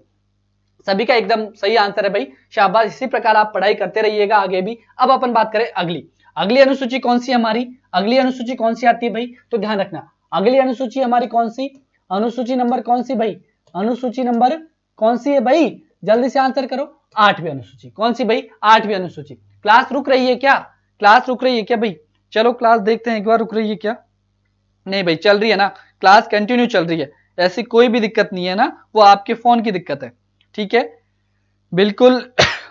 अब आगे की अपन बात करें अनुसूची नंबर 8 की, तो अनुसूची 8 में क्या है भाई, तो आपको अच्छे से पता है अनुसूची में 8 में क्या है भाई, भाषाएं हैं, क्या है, भाषाएं हैं, ठीक है। सही है क्या, सही बता रहा हूं, कहीं गलत तो नहीं पढ़ा रहा ना, भाषाएं है ना, ठीक है। बिल्कुल जीत यादव जी, दिपेश जी, नहीं सर बिल्कुल सही चल रही है सबकी, ठीक है। आ जाओ, अनुसूची 8 के अंतर्गत क्या है भाई, भाषाएं हैं। अब कहोगे कि सर भाषाएं हैं, तो यहां से 2-3 प्रश्न बनते हैं, सभी को आपको अच्छे से पढ़ना है कि वर्तमान में पूछ रहे वर्तमान में कितनी है और मूल संविधान में कितने। तो पहला प्रश्न तो यही है हमारा कि मूल संविधान की अपन बात करें, किसकी बात करें, मूल संविधान की अपन बात करें कि मूल संविधान था उसमें कितनी भाषाएं थी। अगर पूछे आपसे वर्तमान में कितनी भाषाएं हैं, वर्तमान में, ठीक है, वर्तमान में कितनी भाषाएं हैं, ठीक है। तो दोनों को आपको देखना है कि दोनों प्रश्न आपके एग्जाम में आते हैं कि वर्तमान में तो कितनी है, मूल में कितनी थी, ठीक है। बिल्कुल इन प्रेजेंट 22 आ रही है, 14 रिया जी बिल्कुल करेक्ट आंसर है कि मूल संविधान में तो कितनी थी, 14 थी, वर्तमान में कितनी है, वर्तमान में 22 है।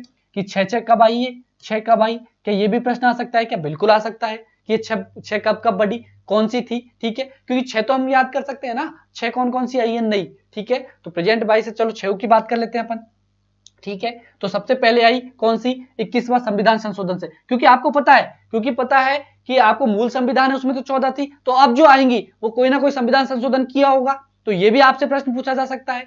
रुक रुक कर चल रही है क्लास, ऐसा क्या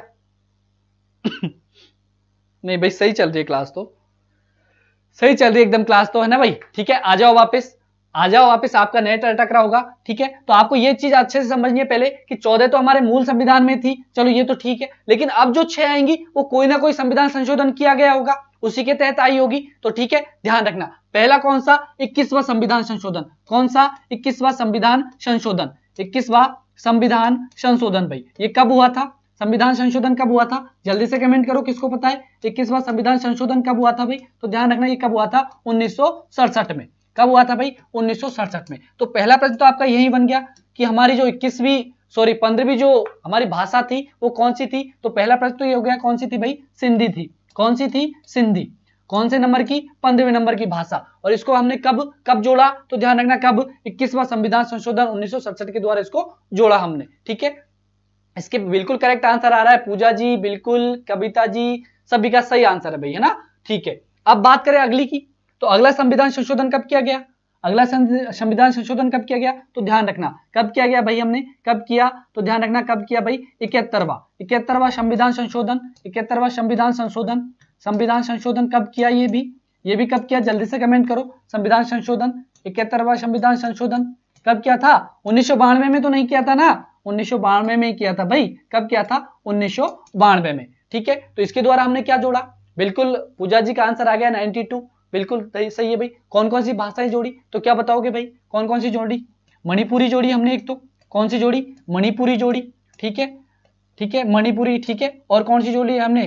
कोंकणी जोड़ी, ठीक है, कोंकणी जोड़ी हमने। और कौन सी जोड़ी भाई हमने? और नेपाली, ठीक है। तीन ही जोड़ी थी ना, और तो और थोड़ी जोड़ी थी भाई कोई सी, सही है ना? नेपाली, कोंकणी और कौन सी? मणिपुरी, ठीक है। आगे बात समझ में। अब आपका एक और बच्चा भाई, एक और बच्चा, उसको भी यहीं पर कवर करते हैं, ठीक है, उसको भी यही कवर करते हैं, ठीक है। कौन सा संविधान संशोधन, अब कौन सा ध्यान रखोगे, ठीक है, कौन सा ध्यान रखोगे भाई? 92वां संविधान संशोधन।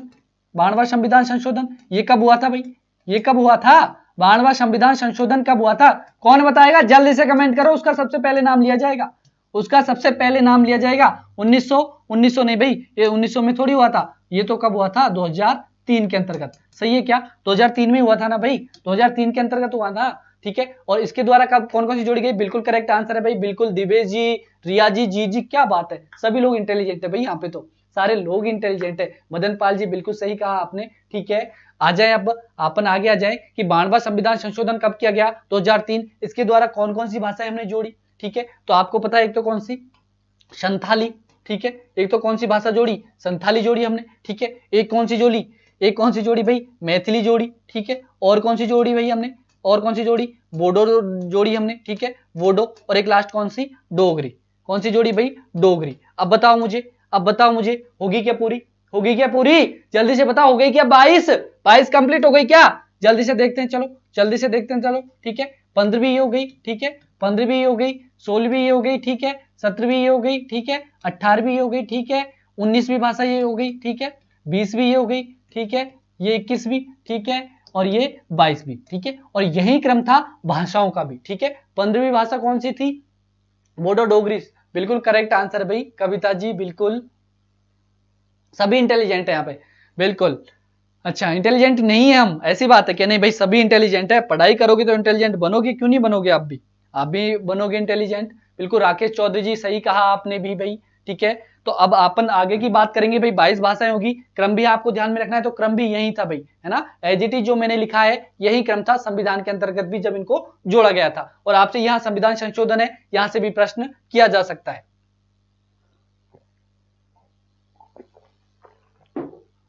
ठीक है। तो बात हो गई अनुसूची 8 तक।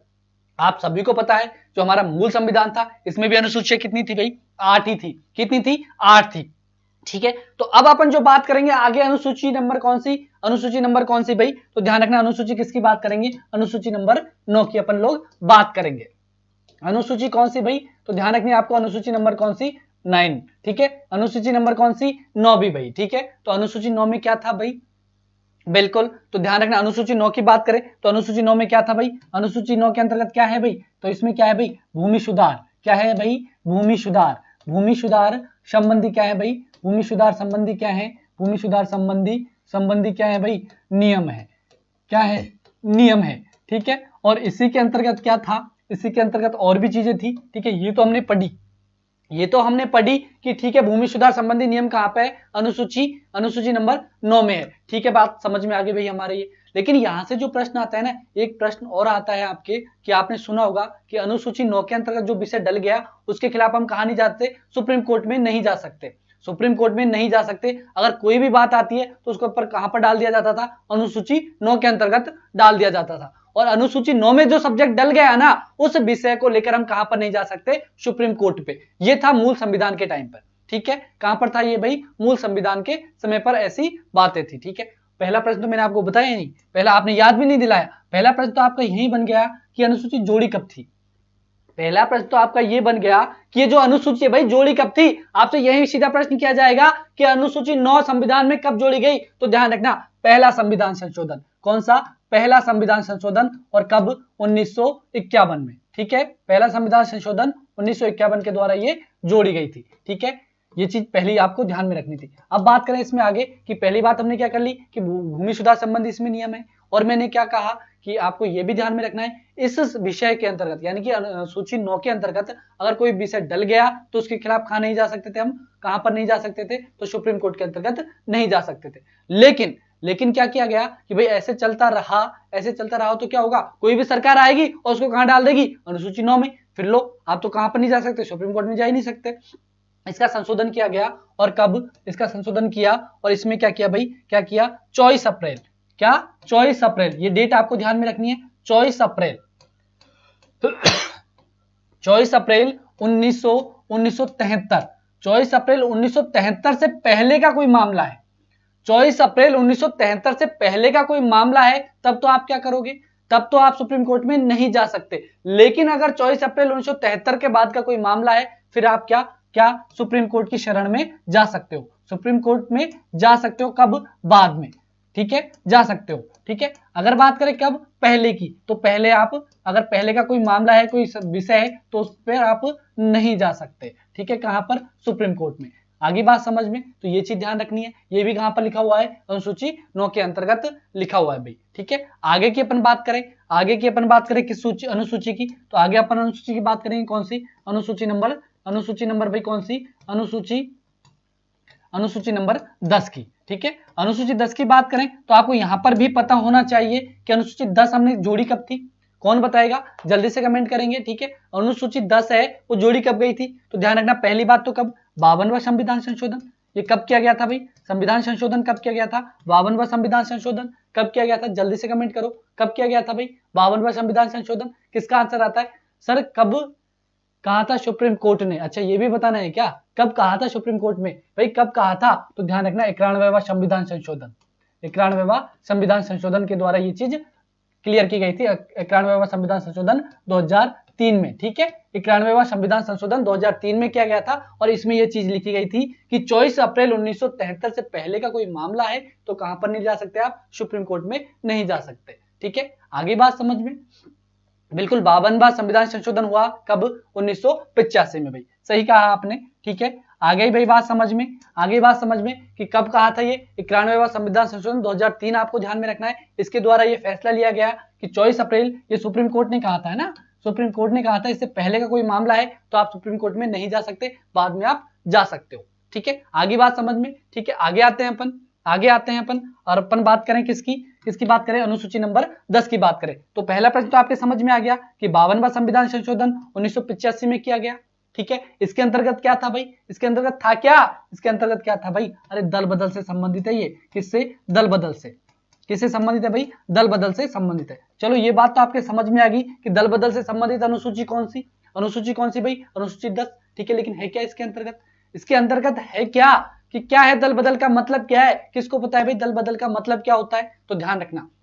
अपन बात करें, आज अपन देखते हैं कि कभी कांग्रेस वाला बीजेपी में जा रहा है, बीजेपी वाला कांग्रेस में जा रहा है, होता है ऐसा, वो क्यों होता है, कैसे होता है, कब उसको, फिर आप दल बदल की बात करें तो दल बदल क्यों नहीं माना जाता, क्यों ऐसे कर लेते हैं वो लोग, ठीक है। तो ध्यान रखना, इसको अच्छे से समझना है, आज के बाद आपके सारी चीजें क्लियर हो जाएंगी, अगर नहीं पता है और पता है तो अच्छी बात है, ठीक है। तो दल बदल की बात करें तो ध्यान रखना, दल बदल से संबंधित कब, 1985 में ये कानून लाया गया, अनुसूची 10 में इसको जोड़ा, और क्या कहा, अगर 1/3 सदस्य, कितने, 1/3 सदस्य, कहां पर, 1/3 सदस्य अगर दूसरे दल में चले जाते हैं, कितने, 1/3 सदस्य है, ये क्या, 1/3 सदस्य कम, अगर 1/3 सदस्य कम क्या किसी दल में चले जाते हैं दूसरे दल में, तो क्या माना जाएगा, दल बदल माना जाएगा। किस स्थिति में, 1/3 सदस्य, मान लो चलो एग्जांपल लेते हैं यहाँ पर, 99 सदस्य हैं किसी दल में, कितने सदस्य हैं भाई, 99 सदस्य हैं किसी दल के अंतर्गत।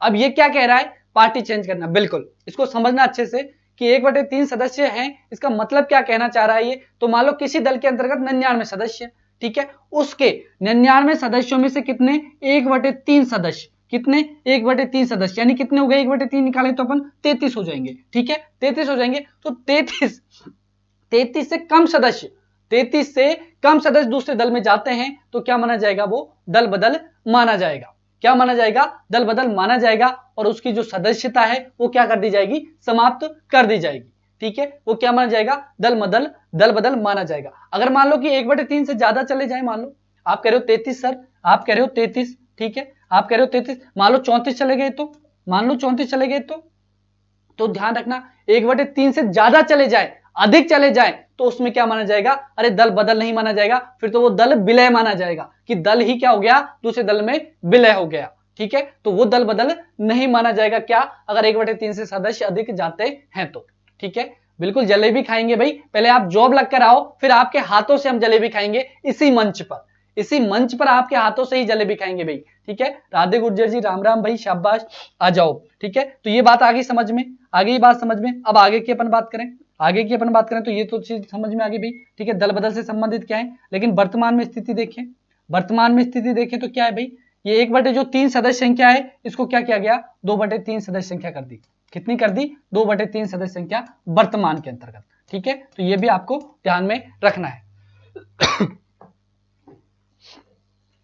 एक मिनट भाई, है ना, जल्दी से चलो, तब तक आप आंसर करेंगे कि कौन सा संविधान संशोधन हुआ जिसके तहत ये सदस्य संख्या है 2/3 की थी भाई। जल्दी से आप लोगों का आंसर आना चाहिए कि कब ये सदस्य संख्या 2/3 हमने की थी भाई। जल्दी से आंसर करेंगे आप लोग भी, जल्दी से आप लोगों का आंसर आना चाहिए भाई। ठीक है,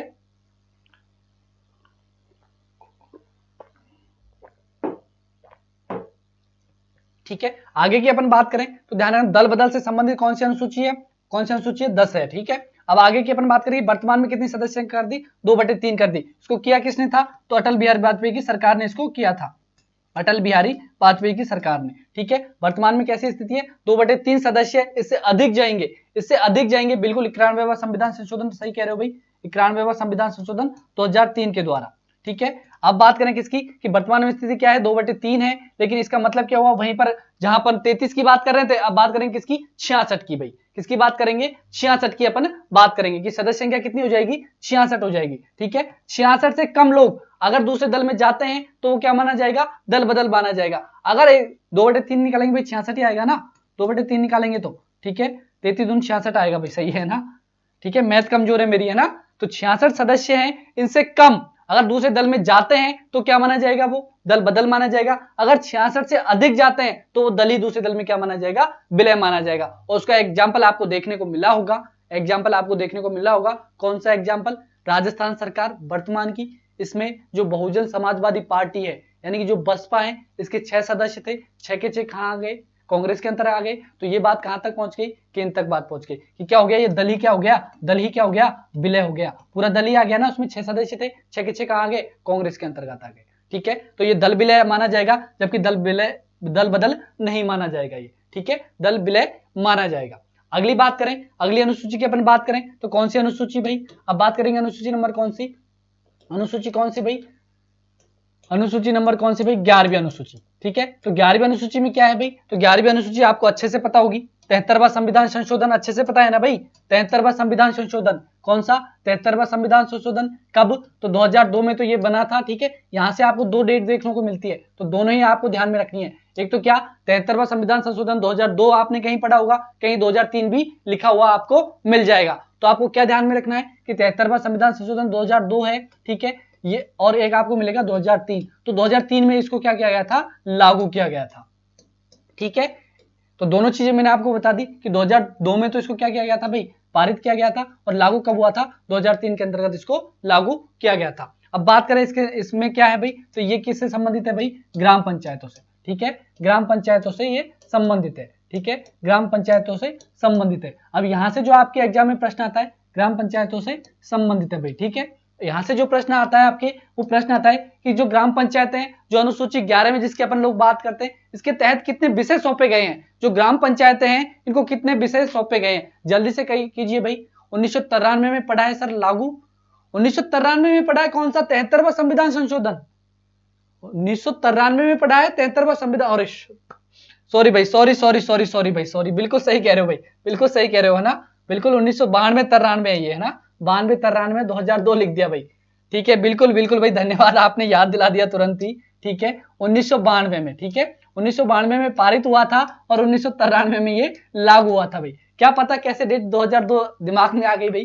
ठीक है, तो अपन बात करें किसकी, बिल्कुल करेक्ट पढ़ा है रिया जयपुर जी, बिल्कुल 1993 में ही है, लागू हुआ था 1993 में और पारित किया गया था 1992 में। ठीक है, तो ध्यान रखना भाई, गलतियां हो जाती है कभी कभार। ठीक है, तो ग्राम पंचायतें हैं, तो ग्राम पंचायतों से संबंधित कहां पर, अनुसूची नंबर 11 के अंतर्गत। ठीक है, अपन बात करें कि ग्राम पंचायतों को कितने विषय सौंपे गए थे, कब की बात कर रहे हैं अपन, 10वीं अनुसूची की बात करें। जल्दी से कमेंट करिएगा, तब तक मैं लिखता हूं, बिल्कुल पूजा जी, बिल्कुल बिल्कुल, है ना, ठीक है। अपन बात करें कितने विषय सौंपे गए थे, तो विषयों की संख्या क्या थी, तो ध्यान रखना कितने विषय सौंपे गए थे, 29। ये प्रश्न आपसे एग्जाम में पूछा भी गया है भाई, ठीक है। तो ध्यान रखना ग्राम पंचायतों से संबंधित कितने विषय सौंपे गए हैं, ठीक है, 29 सौंपे गए हैं। अगली अनुसूची क्या है भाई, अगली अनुसूची कौन सी, 74, कौन सी है भाई, अनुसूची नंबर कौन सी, 12वीं अनुसूची, ठीक है। तो 12वीं जो अनुसूची है ये कब जोड़ी गई, तो ध्यान रखना 74वां संविधान संशोधन वही 1992 और वही 1993, तो दोनों डेटें आपको ध्यान में रखनी है, ठीक है। ये भी पारित कब हुआ, 1992 में, और लागू कब हुआ, 1993 में, ठीक है। आगे की अपन बात करें कि इसमें क्या है भाई, तो इसमें क्या ध्यान रखोगे, नगर पालिकाओं से संबंधित है, नगर पालिकाओं से ये संबंधित है भाई, ठीक है। यहां से भी ये प्रश्न पूछा गया है कि जो नगर पालिकाएं हैं इनको कितने विषय सौंपे गए थे, भाई जल्दी से कमेंट करेंगे। बिल्कुल पूजा जी आपने करेक्ट कहा, कविता जी, दिवेश जी, सभी का एकदम करेक्ट आंसर था भाई, ठीक है। तो जो ग्राम पंचायतें हैं इनको कितने विषय सौंपे गए थे, 29, ठीक है। वहीं अपन बात करें नगर पालिकाओं की, तो नगर पालिकाओं को कितने विषय सौंपे गए थे भाई, जल्दी से आंसर करेंगे। बिल्कुल पूजा जी बिल्कुल सही कहा आपने, बिल्कुल सही कहा भाई, बिल्कुल पूजा जी का आंसर आ चुका है, कितने विषय सौंपे गए थे, बिल्कुल करेक्ट आंसर है भाई, 18 विषय सौंपे गए थे, किसको भाई, नगर पालिकाओं को। तो ये तो हमारी हो गई क्या, अनुसूचियां, ये क्या हो गई भाई, हमारी अनुसूचियां समाप्त हुई इसी के साथ, ठीक है। तो अनुसूचियां 12 हैं, ठीक है। मूल संविधान में कितनी थी, तो मूल में आपको ध्यान में रखनी है 8 अनुसूचियां थी, ठीक है। इसके बाद हमने पहली कब जोड़ी, तो आपको ध्यान में रखनी है 52वां संविधान संशोधन 1985 के द्वारा, ठीक है। इसके बाद अगली हमने कब जोड़ी थी भाई हमने, ठीक है। इसके बाद हमने 73वां संविधान संशोधन किया, 74वां किया, ठीक है। इसके बाद हम बात करेंगे किसकी, अब प्रस्तावना की हम बात करेंगे, ठीक है। प्रस्तावना की हम बात करते हैं। दल बदल की जो अनुसूची थी 10वीं, वो कब जोड़ी थी हमने, तो ध्यान रखना, जल्दी से बताओ, कौन बताएगा, जल्दी से बताओ भाई। तो ध्यान रखना कब जोड़ी गई थी, 71वां संविधान संशोधन या फिर कौन सा हुआ था भाई, अभी तो मैंने आपको बताया 71वां था, कौन सा था भाई, 52 के बाद 52वां संविधान संशोधन, ये आपको ध्यान में रखना है। किसकी बात करेंगे, दल बदल की बात करें तो 52वां, बिल्कुल दिवेश जी का आंसर आ गया, बिल्कुल 52वां संविधान संशोधन, कौन सा 52वां कब किया गया था, 52वां संविधान संशोधन कब किया गया था, ठीक है। तो प्रस्तावना की अपन बात करें, नया टॉपिक है, प्रस्तावना को अभी समाप्त करते हैं। थोड़ी सी बातें जो आपके एग्जाम में यहां से पूछी जाती है, बिल्कुल 1991, 52, 1985, ठीक है। 52वां संविधान संशोधन 1985 में किया गया था, 1985 में किया गया था, ठीक है। लेकिन अपन बात कर रहे हैं किसकी बात कर रहे हैं भाई, बात किसकी कर रहे हैं हम लोग, 1952 गलत है भाई, 1952 गलत है दिवेश जी, 1952 गलत है, 1985 कविता जी। अरे मैं बात कर रहा हूं, चलो अनुसूचियों को देखते हैं एक बार, ठीक है। अनुसूची को देखते हैं एक बार, अनुसूची किसकी बात करें, 8 तो हो गई मूल संविधान की, ठीक है। अनुसूची 9 की बात करें तो ध्यान रखना पहला संविधान संशोधन अनुसूची 9 1951, ठीक है। 10 की बात करें तो 10 कब, 52वां संविधान संशोधन 1985, ठीक है। अगली बात करें कब, 73वां संविधान संशोधन 1992 और 74वां संविधान संशोधन 1992, ठीक है। तो ये चारों आपको ध्यान में रखने हैं। अब बात करेंगे किसकी, प्रस्तावना की। तो पहला प्रश्न आपके पूछा जाता है एग्जाम में कि प्रस्तावना हमने ली कहां से, किस देश से हमने इसको ली है, ठीक है। तो कौन से देश से हमने इसको ली है, तो आप क्या ध्यान रखोगे, कहां से ली हमने प्रस्तावना, तो क्या ध्यान रखोगे भाई, अमेरिका से, अमेरिका के संविधान से हमने क्या जोड़ी है भाई, हमारी प्रस्तावना को जोड़ी है। अगला प्रश्न आपके एग्जाम में आएगा, कि ठीक है ये तो बात हो गई देश की, ठीक है। अगर पूछ ले आपसे प्रस्तावना की भाषा कहां से ली है, प्रस्तावना की भाषा, ठीक है, किसकी बात कर रहे हैं, प्रस्तावना की भाषा की बात करें तो भाषा कहां से ली हमने, ऑस्ट्रेलिया से ली है भाई, कहां से ली है, ऑस्ट्रेलिया से, ठीक है। तो दोनों प्रश्न आपको ये ध्यान रखने हैं, ठीक है। आखिरकार अगला प्रश्न होगा कि ये जो प्रस्तावना है वो है क्या, तो आपको पता होना चाहिए कि प्रस्तावना के बारे में मैंने आपको पहले कब बताया था, तो ध्यान रखना कब बताया था मैंने आपको, कब बताया था, याद करो डेट कौन सी, 13 दिसंबर, कौन सी डेट, 13 दिसंबर कब की बात है ये, 13 दिसंबर 1946 की बात है, कब की बात है, 13 दिसंबर 1946 को। क्या प्रस्तुत किया था, उद्देश्य प्रस्ताव, क्या प्रस्तुत किया था भाई, उद्देश्य प्रस्ताव, किसके द्वारा प्रस्तुत किया गया था, पंडित जवाहरलाल नेहरू जी के द्वारा, ठीक है। क्या प्रस्तुत किया गया था, उद्देश्य प्रस्ताव। कब पारित हुआ था, ये पारित कब हुआ था, तो ध्यान रखना 22 जनवरी 1947 को, ठीक है, ये पारित किया गया था। और इसी जो उद्देश्य प्रस्ताव है, ये जो उद्देश्य प्रस्ताव है, इसी को हमने आगे जाकर क्या बनाया, हमारी प्रस्तावना बनाया। क्या बनाया, हमारी प्रस्तावना बनाया। ठीक है, तो ये चीज आप ध्यान रखोगे कि प्रस्तावना आखिरकार है क्या हमारी। तो जो 13 दिसंबर 1946 को जो उद्देश्य प्रस्ताव किया था, प्रस्तुत किया था पंडित जवाहरलाल नेहरू जी के द्वारा, इसी को हमने 22 जनवरी 1947 को पारित किया था। और इसी को आगे जाकर हमने क्या अपनाया भाई, हमने हमारी प्रस्तावना अपनाई। ठीक है, ये बात होगी। अब यहां से जो आपके एग्जाम में अक्सर प्रश्न आया हुआ है, वो प्रश्न कौन सा है? तो आपसे पूछा गया है कि क्या जो भारतीय संविधान है उसके अंदर जो हमारी प्रस्तावना है वो है या नहीं।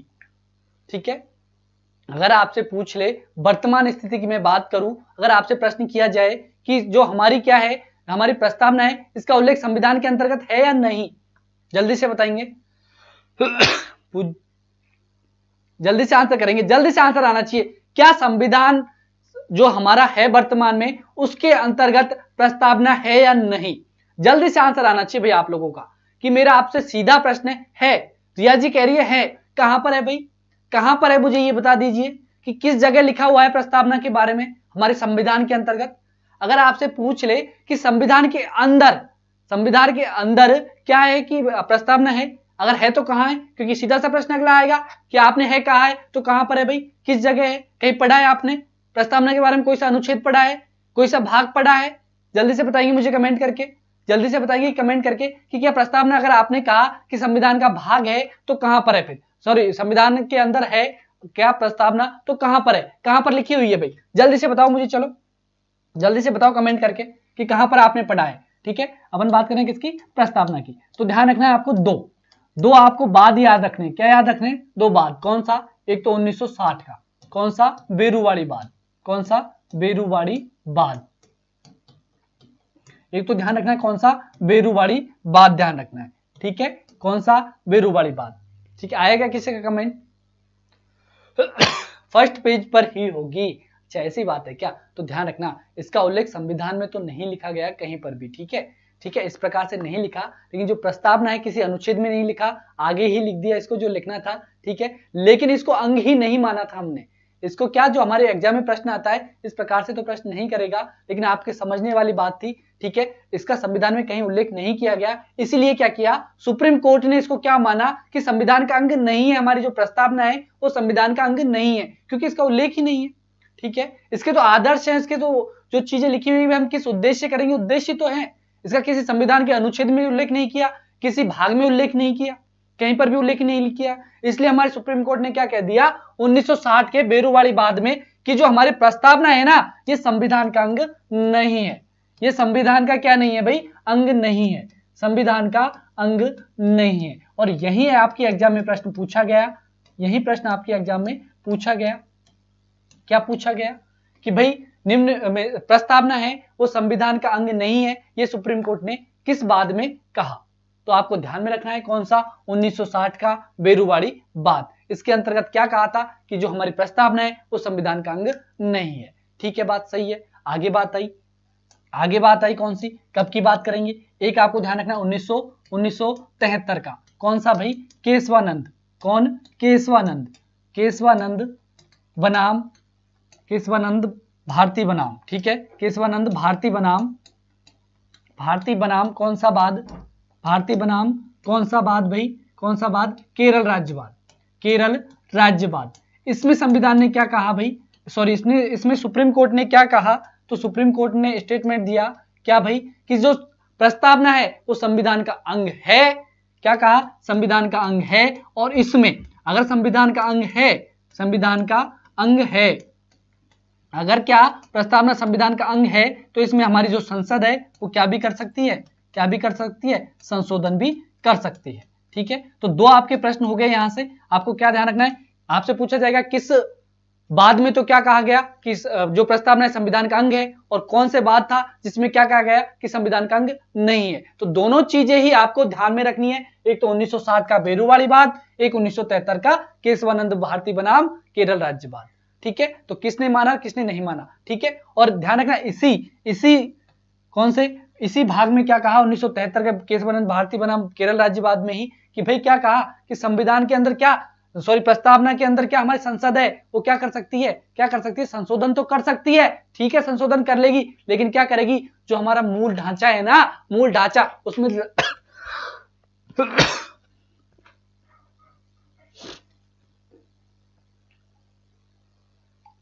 जो हमारा मूल ढांचा है ना उसमें संशोधन नहीं कर सकती। तो आपसे जो प्रश्न पूछा गया एग्जाम में, पिछले एग्जाम में, वो यह भी पूछा गया कि मूल ढांचे की जो बात है वो कौन सा बात करता है। तो जो मूल ढांचा है हमारा वो कौन सा, मूल ढांचे की बात कहां पर लिखी हुई है, 1973 के अंदर लिखी हुई है भाई, ठीक है। तो सर हम अब क्या माने, अंग है या नहीं, तो अब अंग है ना भाई, कब 1973 में कह दिया ना कि संविधान के अंदर क्या, संविधान का अंग है हमारी क्या, प्रस्तावना। तभी तो मैंने आपको दोनों बताए कि अगर आपसे पूछ ले कि कौन सा बात कहता है कि संविधान का अंग नहीं है और कब हमने इसको माना, कब हमने प्रस्तावना को संविधान का अंग माना, तो कब माना हमने, कब 1973 में, ठीक है। आगे बात समझ में, तो दोनों आपसे सन भी पूछा जा सकता है किस सन में, या फिर आपसे जो प्रश्न किया जाएगा वो अधिकतर जो प्रश्न आते हैं इन दोनों की बात हमसे पूछता है, कौन सा, केशवानंद भारती बनाम केरल राज्य बाद, या फिर कहें हम बेरुवाड़ी बाद। तो दोनों बात आपको ध्यान में रखने हैं। अब अगला प्रश्न आपसे पूछा जा सकता है, यहां से अगला प्रश्न हमसे क्या पूछा जा सकता है, बिल्कुल अभी टाइम है ना 5 मिनट और बस, ठीक है। तो अपन अगले जो प्रश्न किया जा सकता है आपसे कि जो हमारी प्रस्तावना है, जो हमारी प्रस्तावना है इसके अंतर्गत, जो हमारी प्रस्तावना है इसके अंतर्गत कितने न्यायों की बात की गई है, क्योंकि आपको पता है प्रस्तावना के अंतर्गत न्यायों की बात की गई है, ठीक है। और एक सीधा सा प्रश्न,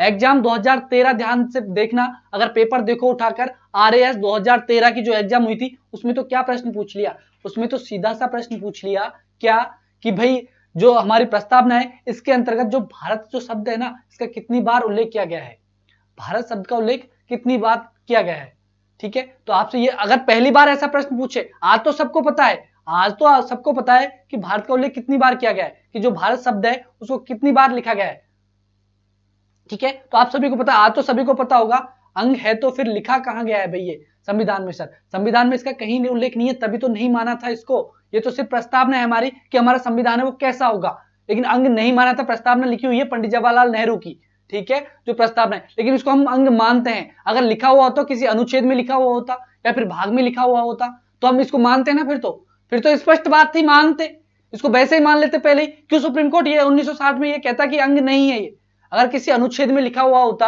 या फिर कहीं लिखा हुआ होता तो कैसे नहीं मानते हम इसको, अंग मानते ना भाई, ठीक है। तो इसलिए इसको क्या माना बाद में कि भाई ये जो प्रस्तावना है ये भी हमारे संविधान का क्या है, अंग है, इसको कह दिया कब, 1973 में, ठीक है। अब बात करें, बिल्कुल निर्मला जी, आज तो सभी को पता है कि 2 बार है, लेकिन ऐसा प्रश्न कभी पहली बार पूछे ना तो अपन को ध्यान नहीं रहता, हम लोगों को क्या पता नहीं रहता, ये 2 बार, हम भारत के लोग भारत को शुरू में लिखा हुआ है लेकिन पता नहीं था ना भाई कितनी बार। अब क्या पता आपसे अंदर से प्रश्न पूछ लिया कि भाई न्यायों की भी बात की है प्रस्तावना के अंदर, तो आपसे पूछ ले कितने न्यायों की बात की है, तो ध्यान रखना 3 टाइप की। बिल्कुल पूजा जी ने आंसर भी दिया, कितने प्रकार के न्याय बताए गए हैं प्रस्तावना के अनुसार, तो 3 प्रकार के। कितने प्रकार के भाई, 3 प्रकार के। अब कहोगे कौन कौन से न्यायों की बात की है, तो ध्यान रखना कौन कौन से की बात की है। एक तो कौन सा हो जाएगा, राजनीतिक हो जाएगा राजनीतिक न्याय, ठीक है। दूसरा कौन सा हो जाएगा, सामाजिक न्याय, और तीसरा कौन सा हो जाएगा, सामाजिक हो गया, राजनीतिक हो गया, और कौन सा बचा, आर्थिक न्याय। तो तीनों न्यायों की बात की है किसके अंदर, प्रस्तावना के अंदर, ठीक है। इसके अलावा अपन बात करें कि 5 प्रकार की स्वतंत्रता बताइए। वैसे हमारी स्वतंत्रता कितनी है, संविधान के अनुसार तो 6 प्रकार की है, लेकिन अगर आपसे पूछ ले प्रस्तावना के अनुसार हमारी स्वतंत्रता है वो कितनी प्रकार की है, तो क्या बताओगे भाई, किसकी बात करें अपन, प्रस्तावना के अंदर ही बात करें अपन, किसकी बात करें तो स्वतंत्रता की, ठीक है। किसकी बात करें, स्वतंत्रता की। तो आपको यह भी ध्यान रखना है किसके अनुसार, प्रस्तावना के अनुसार। कितने प्रकार की बताई गई है, 5 प्रकार की।